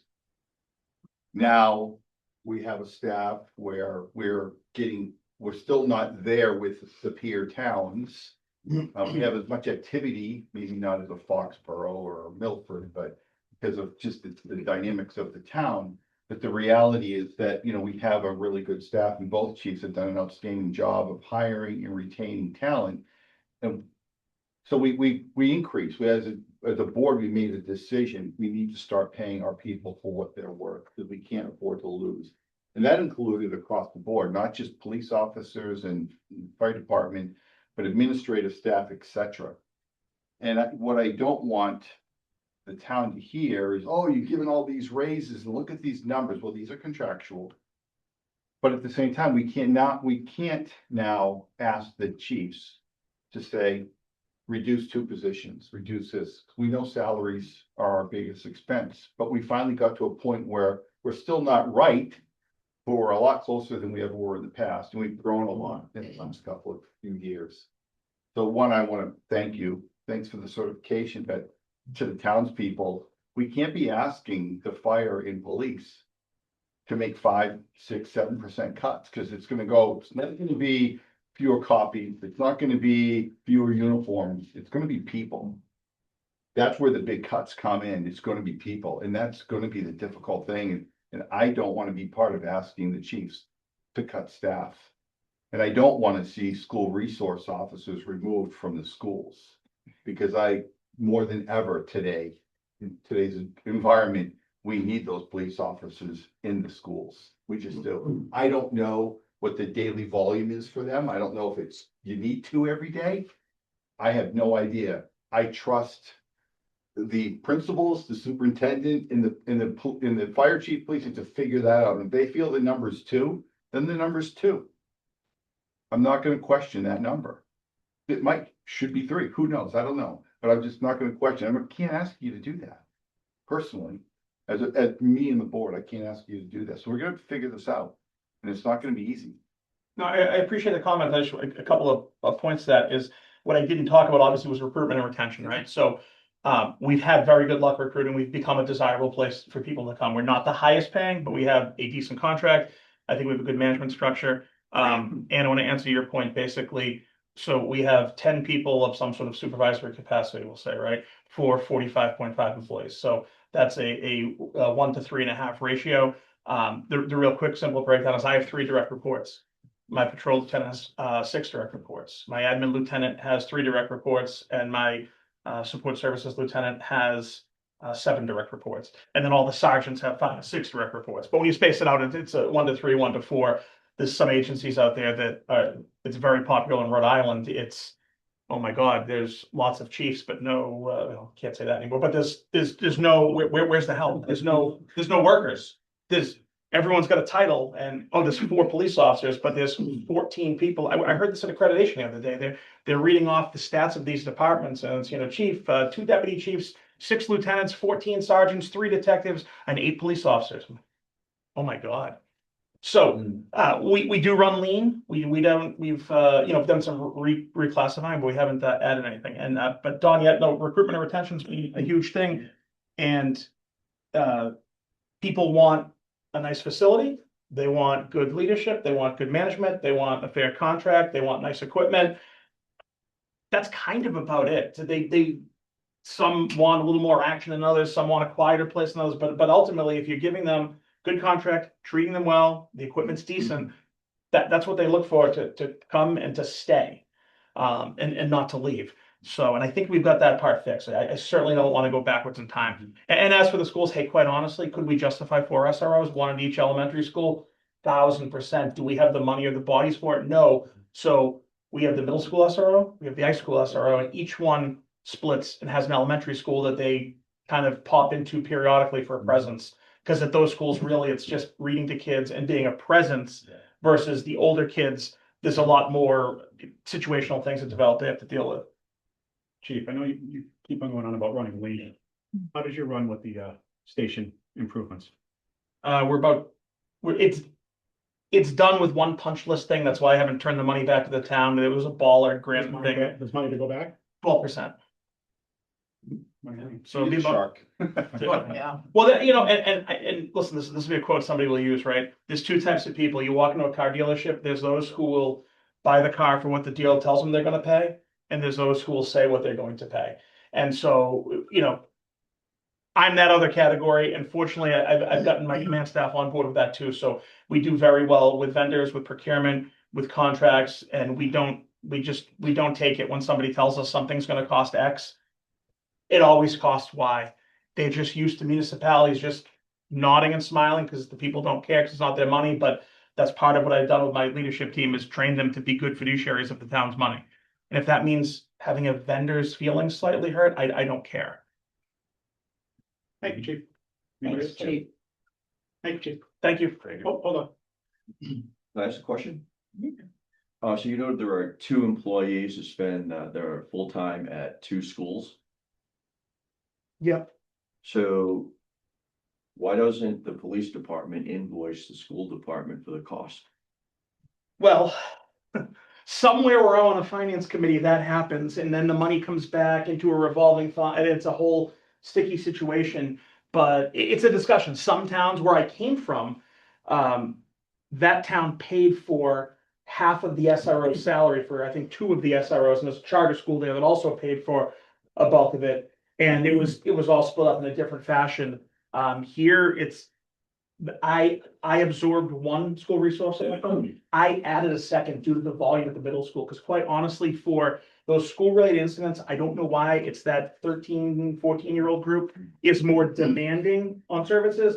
The high school is a different type of services, but both need protection also. So we actually added a second, but yeah. Right, so my point is, I don't know if other towns do that. They do. They invoice, they do it. It exists. So- There's a mechanism. Yeah, so my experiences with corporations, when one department does services for another group, they invoice it. It's internal, the profit stays the same, but the cost gets allocated to where the actual activity is being spent. We share our custodian with the DPW. We each pay half of her salary. Right, So so, half comes from us, half comes so from. I'm not challenging what we're doing. I'm just pointing out that there's a cost in the police department that maybe belongs in the school. But you also argue that it's also there to mitigate the situation that would have come from the station itself. If the school resource officer is there to assist what is happening in that building, they would have responded from the station anyway. We just happen to be on the premises because we're a school resource officer. Well, School-age kids. I mean, can't you argue both ways? I honestly, up to that, not as much, because the SROs, what they do is so different.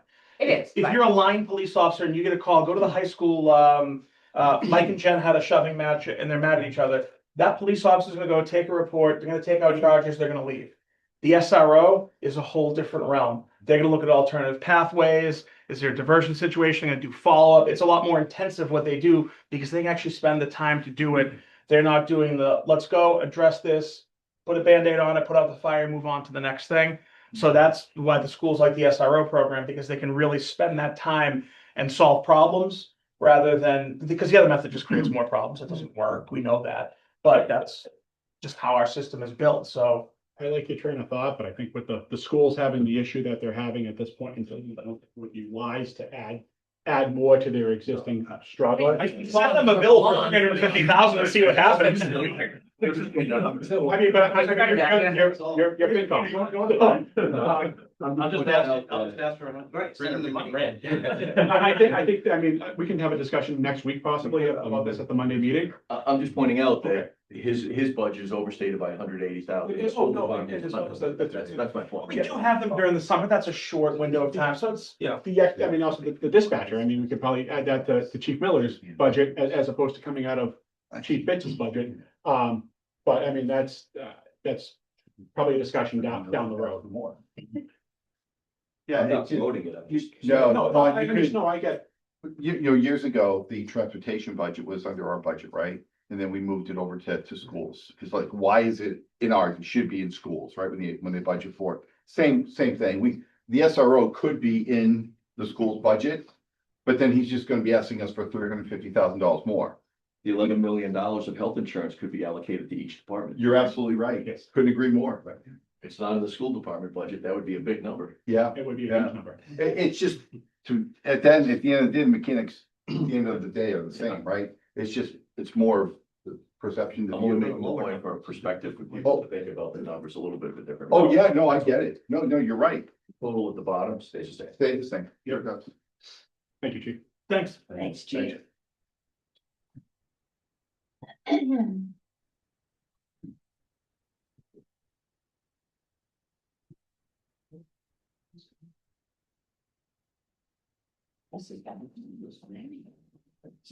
They all have presentations.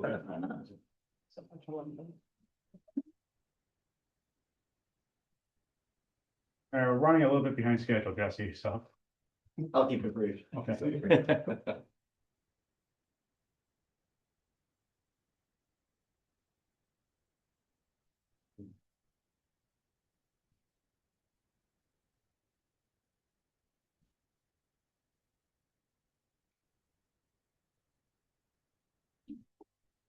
That's like. Hey, good morning, everybody. Good morning. Morning, Jess. Thank you all for your time today. As you know, I've got a number of budgets to cover today, so I'll keep it as brief as I can. Obviously, open up the floor if there are any questions. I'll pause at each one of them that is relevant to the budget that I'm going over, but I do have these in order of our GL or our budget account number. So with that being said, it may be a little out of order from what the book is put together, so I'll just reference the tab numbers to make it a little easier to find. So I'll start off with the overall budget summary. The DPW budgets submitted reflect an anticipated 3% COLA increase for most salaries. The position of project manager has been updated to reflect new employee. Contracted highway construction, as we discussed, was cut from this year's submission. We will be relying on Chapter 90 for paving this year. So this decrease was in the amount of 400,000 that was included in the 26 submittal. So you will see a significant decrease there, as well as the police services that would typically be tied to details for that type of work. So operating budgets, operating expenses now fully incorporate 215 Depot Street, which utilizes electricity for heating and cooling. A new generator backup power will be installed during the 2027 season, utilizing the gas main along Depot Street. Natural gas for this backup source is assumed to be minimal. It will be submitted in the following year's budget request. So just so everybody understands that. With that, I was going to start with the trash budget, which is tab 55.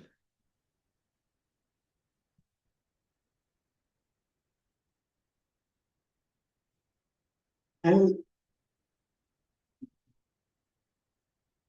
With our trash budget, we are looking at an overall increase of $162,794, or a 7.6% increase. A breakdown of that, the salaries themselves increased only 1.7%, while operational costs increased by 7.8%, as well as the indirect costs increasing by 12.4%. So the salaries adjustments submitted for 27 are minimal. The largest changes are due to contractual obligations such as annual monitoring services, solid waste removal for yard waste, disposal of recyclables, and disposal of trash and incineration. So a lot of the items in this budget are costs that we really have little to no control over, whereas our salaries, as you can see, very minimal change on the increase there at 1.7%. Do you want to talk about the rate study? Yes, so as it stands, our trash rates, while we have seen some changes throughout the years, there's a need to do a deeper dive into what we're currently charging, what the services are that we're providing through our trash enterprise.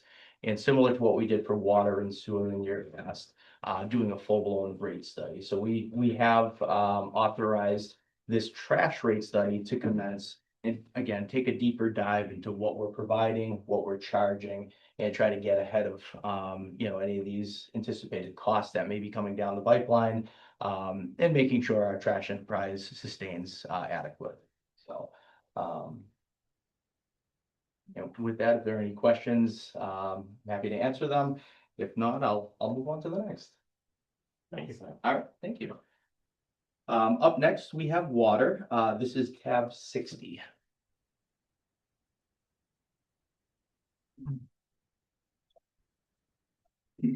With our water enterprise, we're looking at an overall increase of about 1.5%. This consists of a salary increase of 4%, operations increase of 6.1%, and retirement and indirect cost decrease of 17.4%. The salary adjustments reflect contractual increases for FY 27.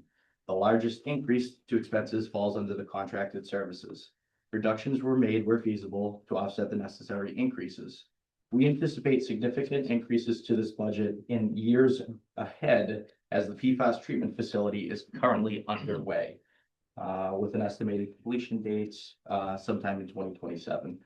Costs are associated with electricity, generator fuel and maintenance, chemicals, filter media, and other associated costs. They're anticipated for the FY 28 budget. So again, just more of a information piece that we do anticipate some budgetary impacts with this new advanced treatment facility that is currently under construction. It will not impact our FY 27 submittal, but these are things that are coming down the pipeline. With the added treatments, there are going to be added costs as well. With that, I'll highlight some of the items that had some of the largest changes for our water budget. Some of the notable increases include the 52010 advertising. This was more so for the requirement of additional mailers. I'm sure many of the people here, if they live in Bellingham, may be aware of the lead service inventory letters that are going out. We are now required to send those if the service lines are unknowns, as well as our annual or required leading copper sampling. In addition to that, our equipment maintenance and contracts, they reflect our year-to-date spending, which is currently tracking over budget. We are able to offset some of these costs with some of the other line items, but we're looking to increase those to accurately portray where we're going to be for FY 27. Additionally, the professional services line item reflects the contractual updates as well as the addition of routine of water modeling updates, water treatment plant, septic cleaning, and annual clear cleaning services. These are some tasks that should be happening on a frequent basis, and we've been doing what we can to keep ahead of it, but these items have been built into our budget as well. Some notable decreases can be found under electricity. We're reflecting our FY 25 actuals and year-to-date projections. Our fuel costs reflect the water portion of the fuel bill, which is mainly consists of gas, not so much the diesel portion. Motor vehicle parts, this actually reflects a successful maintenance, vehicle maintenance plan. So with our capital request that we had submitted previously, I think this is indicating that obviously those replacement vehicles are showing less of a need for replacement parts. So that's where we're seeing the decrease in this line item.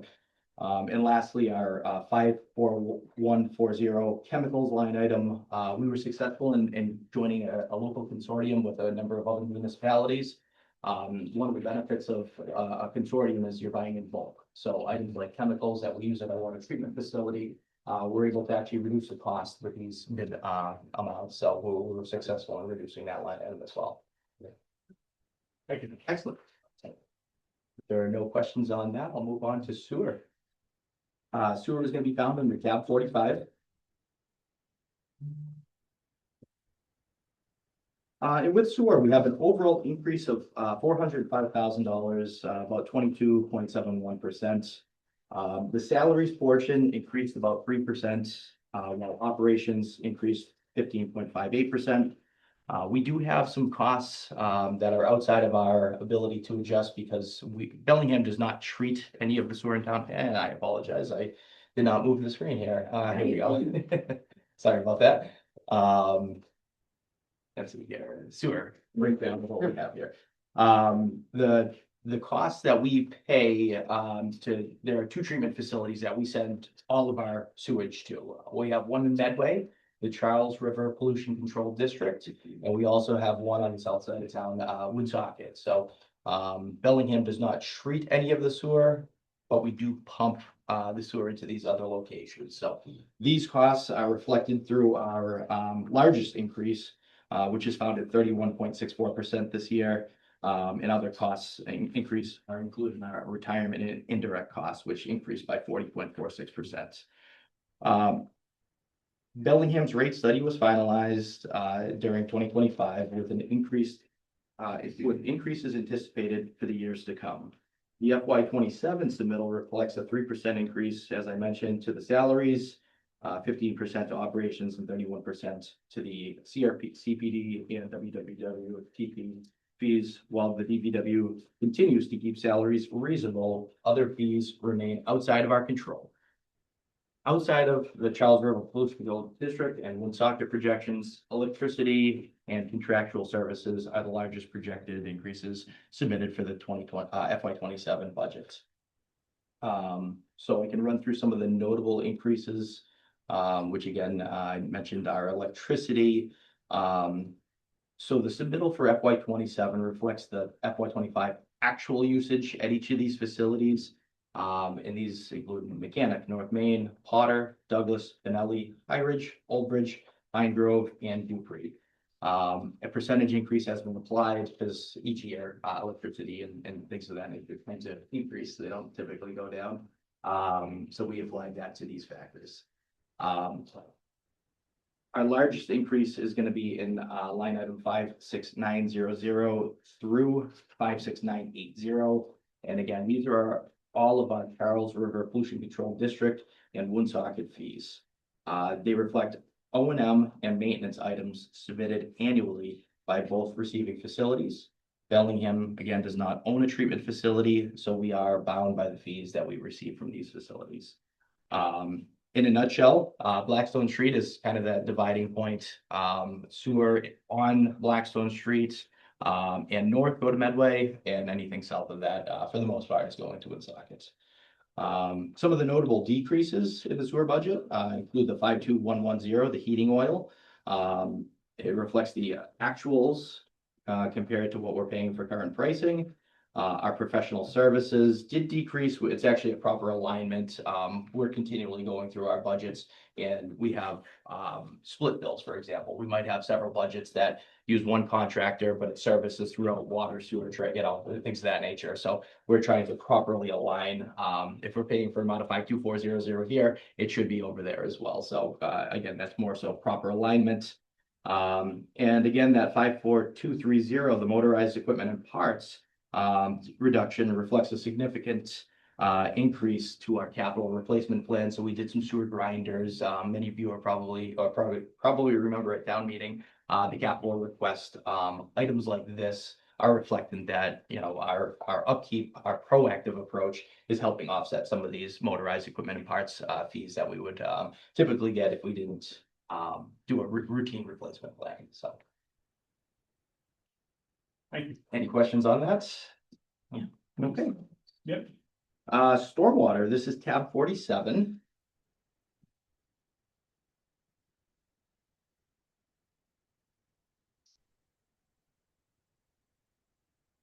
With our stormwater utility, we're seeing an overall increase of 18.5%.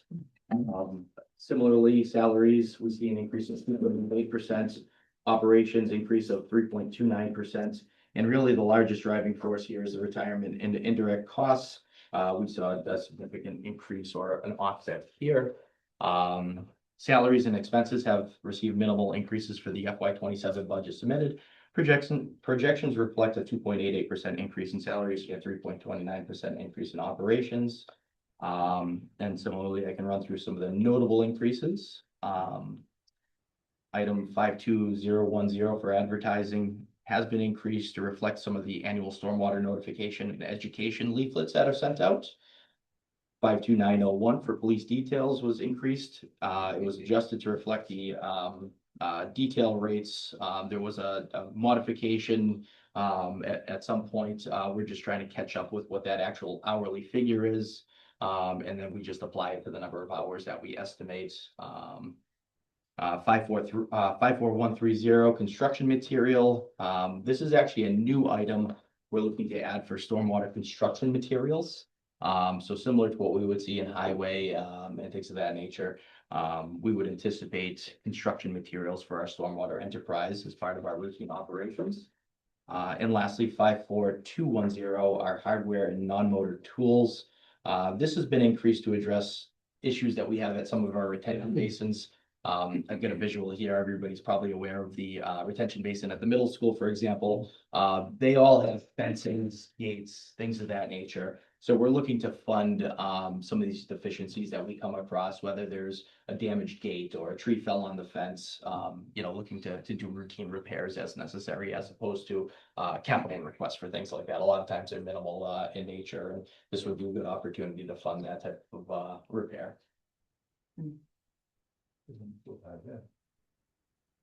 That picture doesn't make it look that bad. Yeah. The greenery and I know it's sore. We can talk about that.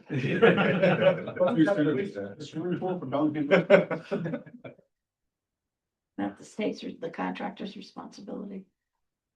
So it's, the project is now done. It's back on us. So now we own it. Yes. Yes. Oh, nice. And that's why it looks so good nowadays. Thank you, Justin. Some more mature trees out around the fence, is what I want to say. My daughter always asks me if we can jump in the pond. No. Yeah, such a big no. Yes, from home now, so. Okay, up next, we have tree warden. This is tab 57. We do have a slight decrease on this budget submittal. The previous tree warden stipends were rolled into the position of infrastructure supervisor as required. The funds were redistributed into the expense line items to reflect the upcoming vegetation management plan, requiring training, licenses, as well as an increase to police detail rate. So again, I'll refer back to town meeting. We were successful in funding Bellingham's vegetation management plan. To plan for this as our budget submittal is in front of us for FY27. We have shifted some of those fees that we previously had in the salaries line item, and we're looking to use them for the operations for this VMP. So we're trying to remain current with our plans, what we were successful in funding, and keeping that path moving forward. Pretty self-explanatory on this one, yes. Okay, excellent. Next up, we have highway. This is going to be tab 15.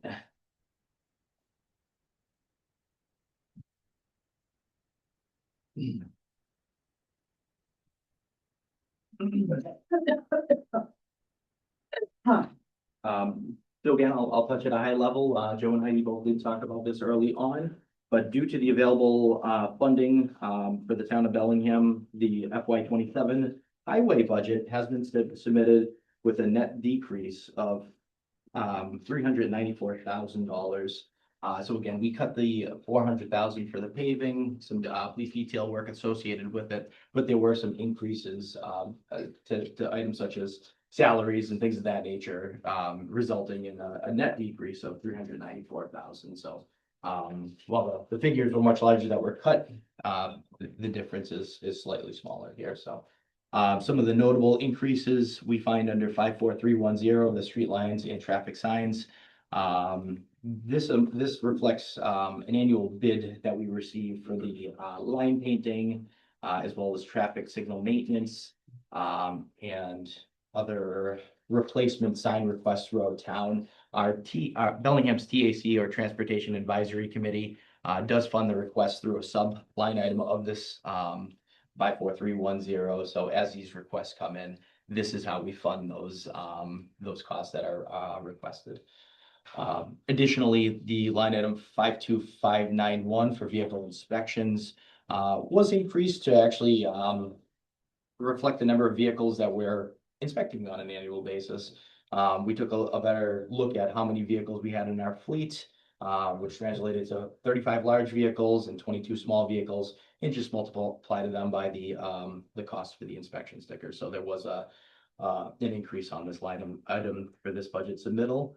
Some of the decreases outside of the contracted highway construction included line item 54070 for the motor vehicle parts. This was based on the 3-year average, and again, a result of a successful vehicle inventory upgrade. So we appreciate the approval on our capital requests, and this line item being reduced is a result of that. So it's a good thing. Any questions on highway? No. Okay. Getting close to the end, I promise. Next up is tab 46 for snow and ice. My favorite. Yes, yes, yes. How timely. We've been out battling the a little bit of snow that we got, and it looks like we've got more in the forecast for a month. So up it. With this, we're actually moving forward with a request to remain level funding. There's no major changes for the FY 27 submittal. This account can be overspent. It is the one account that we can legally do this with. And it is based on the previous year's appropriation. With New England's winters being so unpredictable, we typically keep this budget funded as at a low figure as to not cut into other requests. In the event of a bad winter, deficit spending is authorized and reserve funds are used as necessary. So I think I came to the board recently on some deficit spending, and I'm sure you're all very aware of the process there. So, okay. Up next, we have fuel. This is going to be tab 20.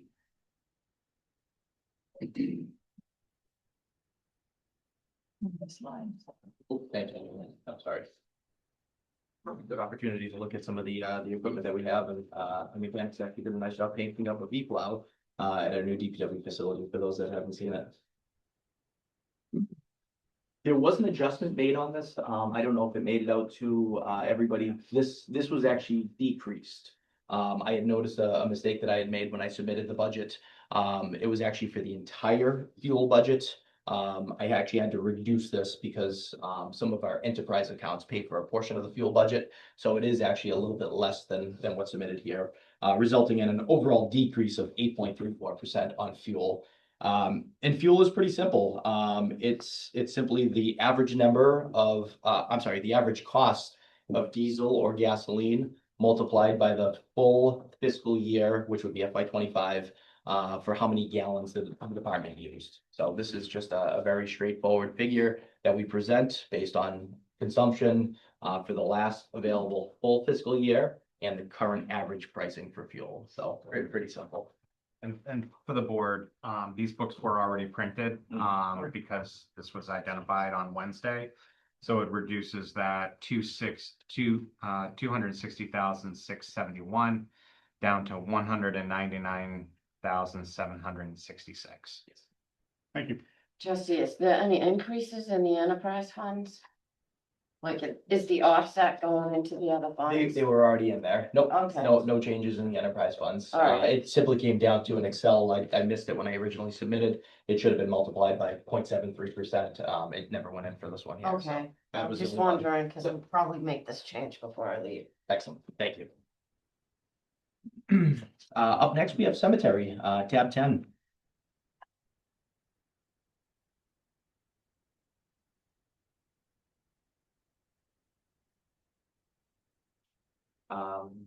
Cemetery for FY 27 has been level funded. The request has been to level fund the accounts. There have been no changes requested. Fees for items such as burials and columbariums are reviewed and set by the cemetery committee. Burial fees are built into the rate structure outside of the operating budget. So this is a pretty small operating budget. We've been successful with staying within the constraints of this in years past, and there's really no need to request an increase on this at this current time. Thank you. Excellent. And lastly, we have parks. This is tab 37.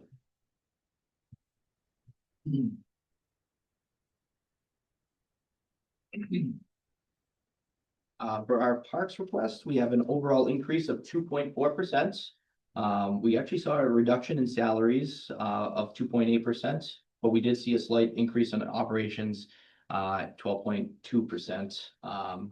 The salary contingency had been removed for the FY 27 request, while a new request for Parks Committee clerk stipend had been added. That resulted in that overall net decrease for the salaries.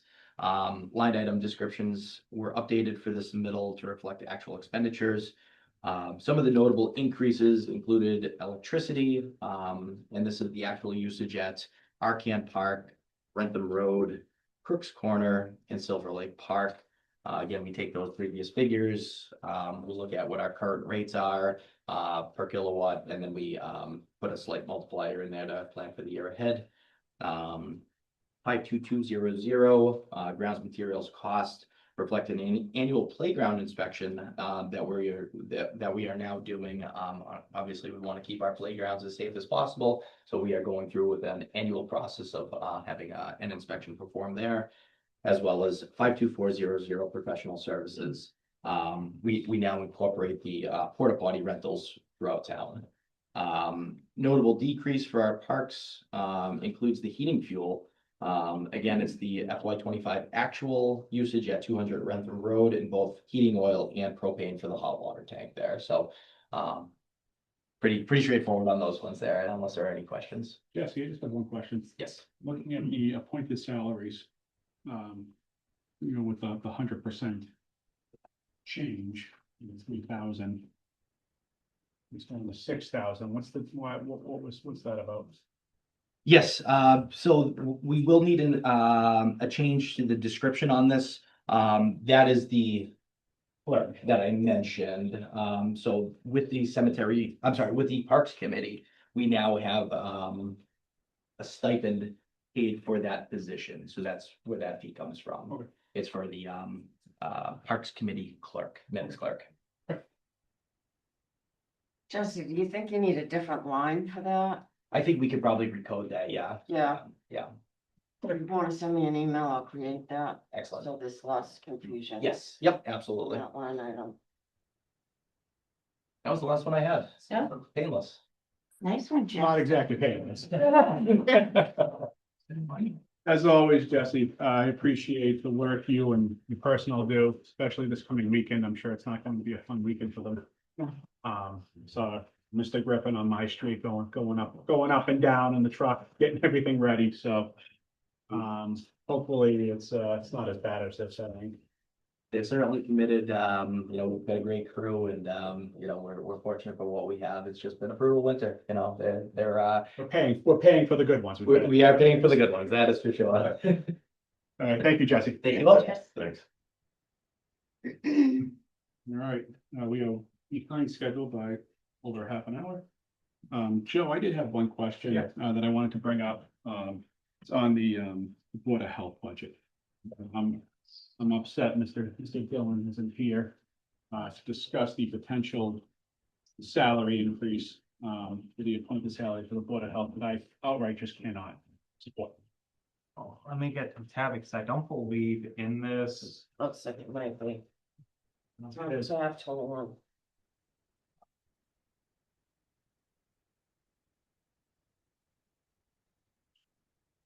It went up $1,800.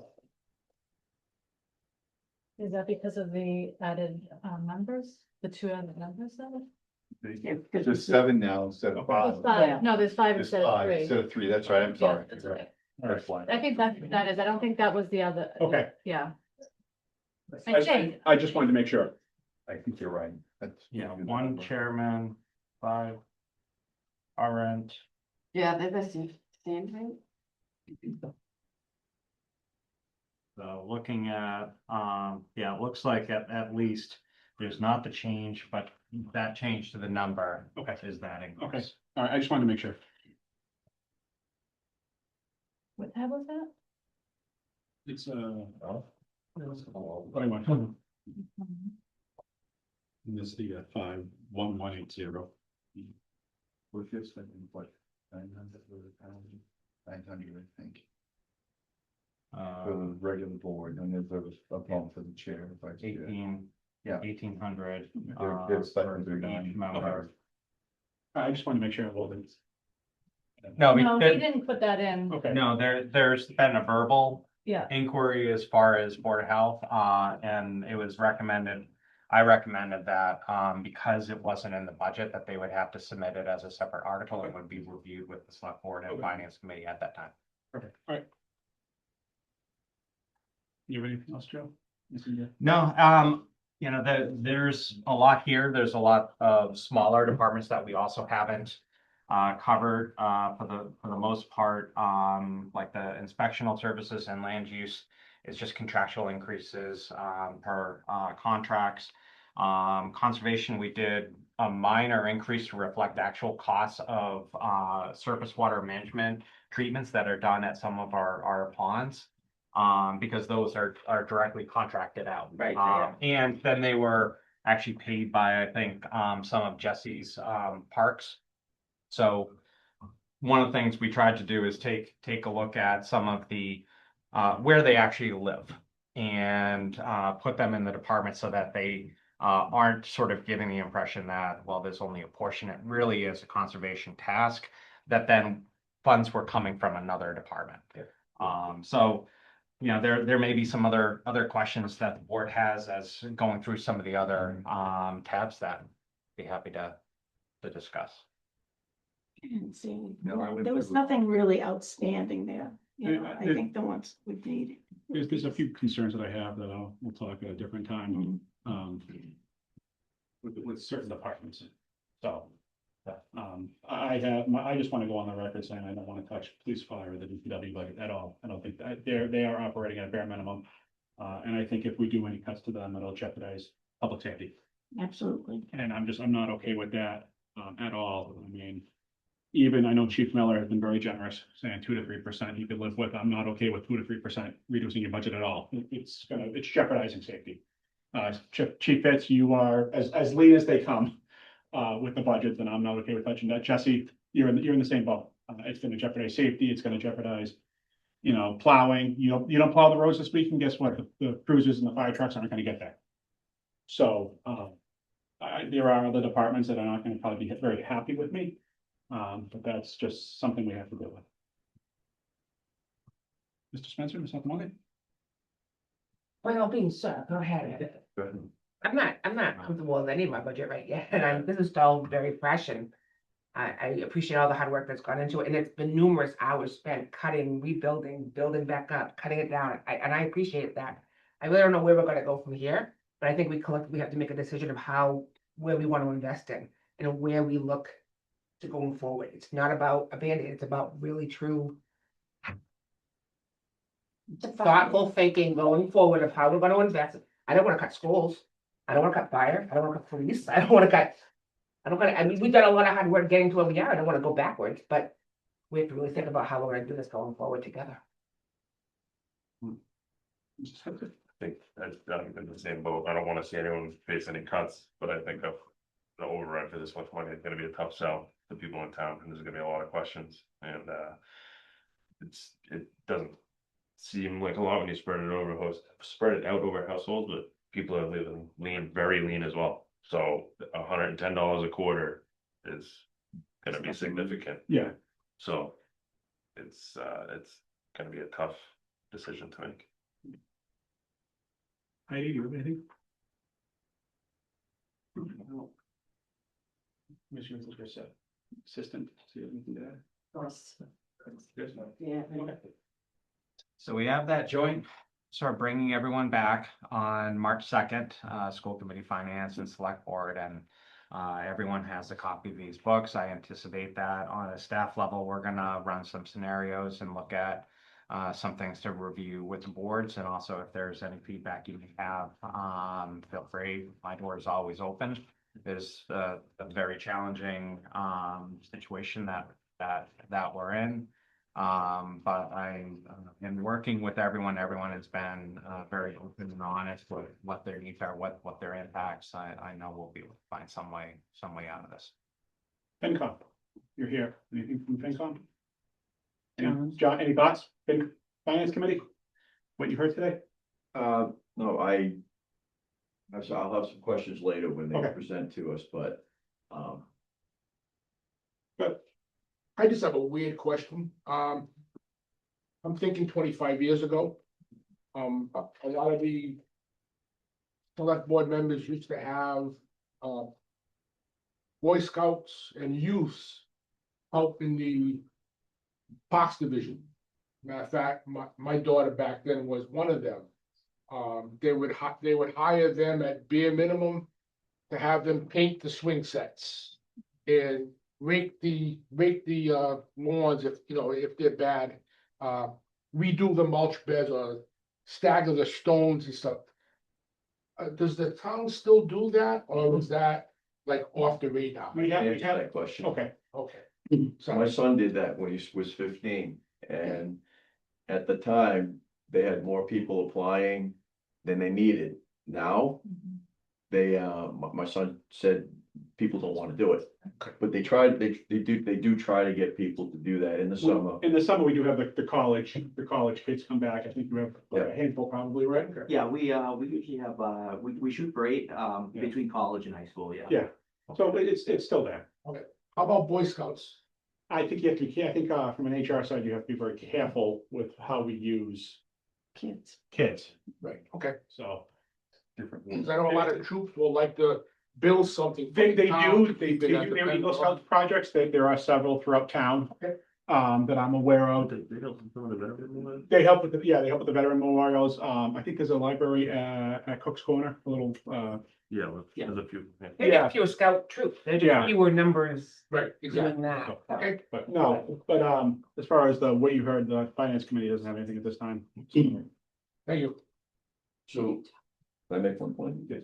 So I think everything that's discussed today about the challenges and the financial challenges that this town is having, I think it's important for everybody to some extent, compare it to what other towns surrounding us are also dealing with, that to make the people know that we're not alone. This is widespread. It's not a Bellingham issue. It's a very widespread issue. I think there might be people who think this is a Bellingham issue. It's not. It's widespread. And I think that's important for people to understand. Yeah. Yeah, I mean, as you heard it throughout the presentations, I mean, specifically with the school department, it's not just Bellingham Public Schools, it's everywhere. Yeah. So, with having fulfilled the agenda, anything from the board members, administrator? No, just maybe help share these meetings with people you know that aren't here or might not see it otherwise. Get the word out so people can watch and learn and see where the money's going and where it needs to be spent. Do I have a motion on the floor to adjourn? So. Second. All those in favor? Aye. Thank you. Thank you. Thank you.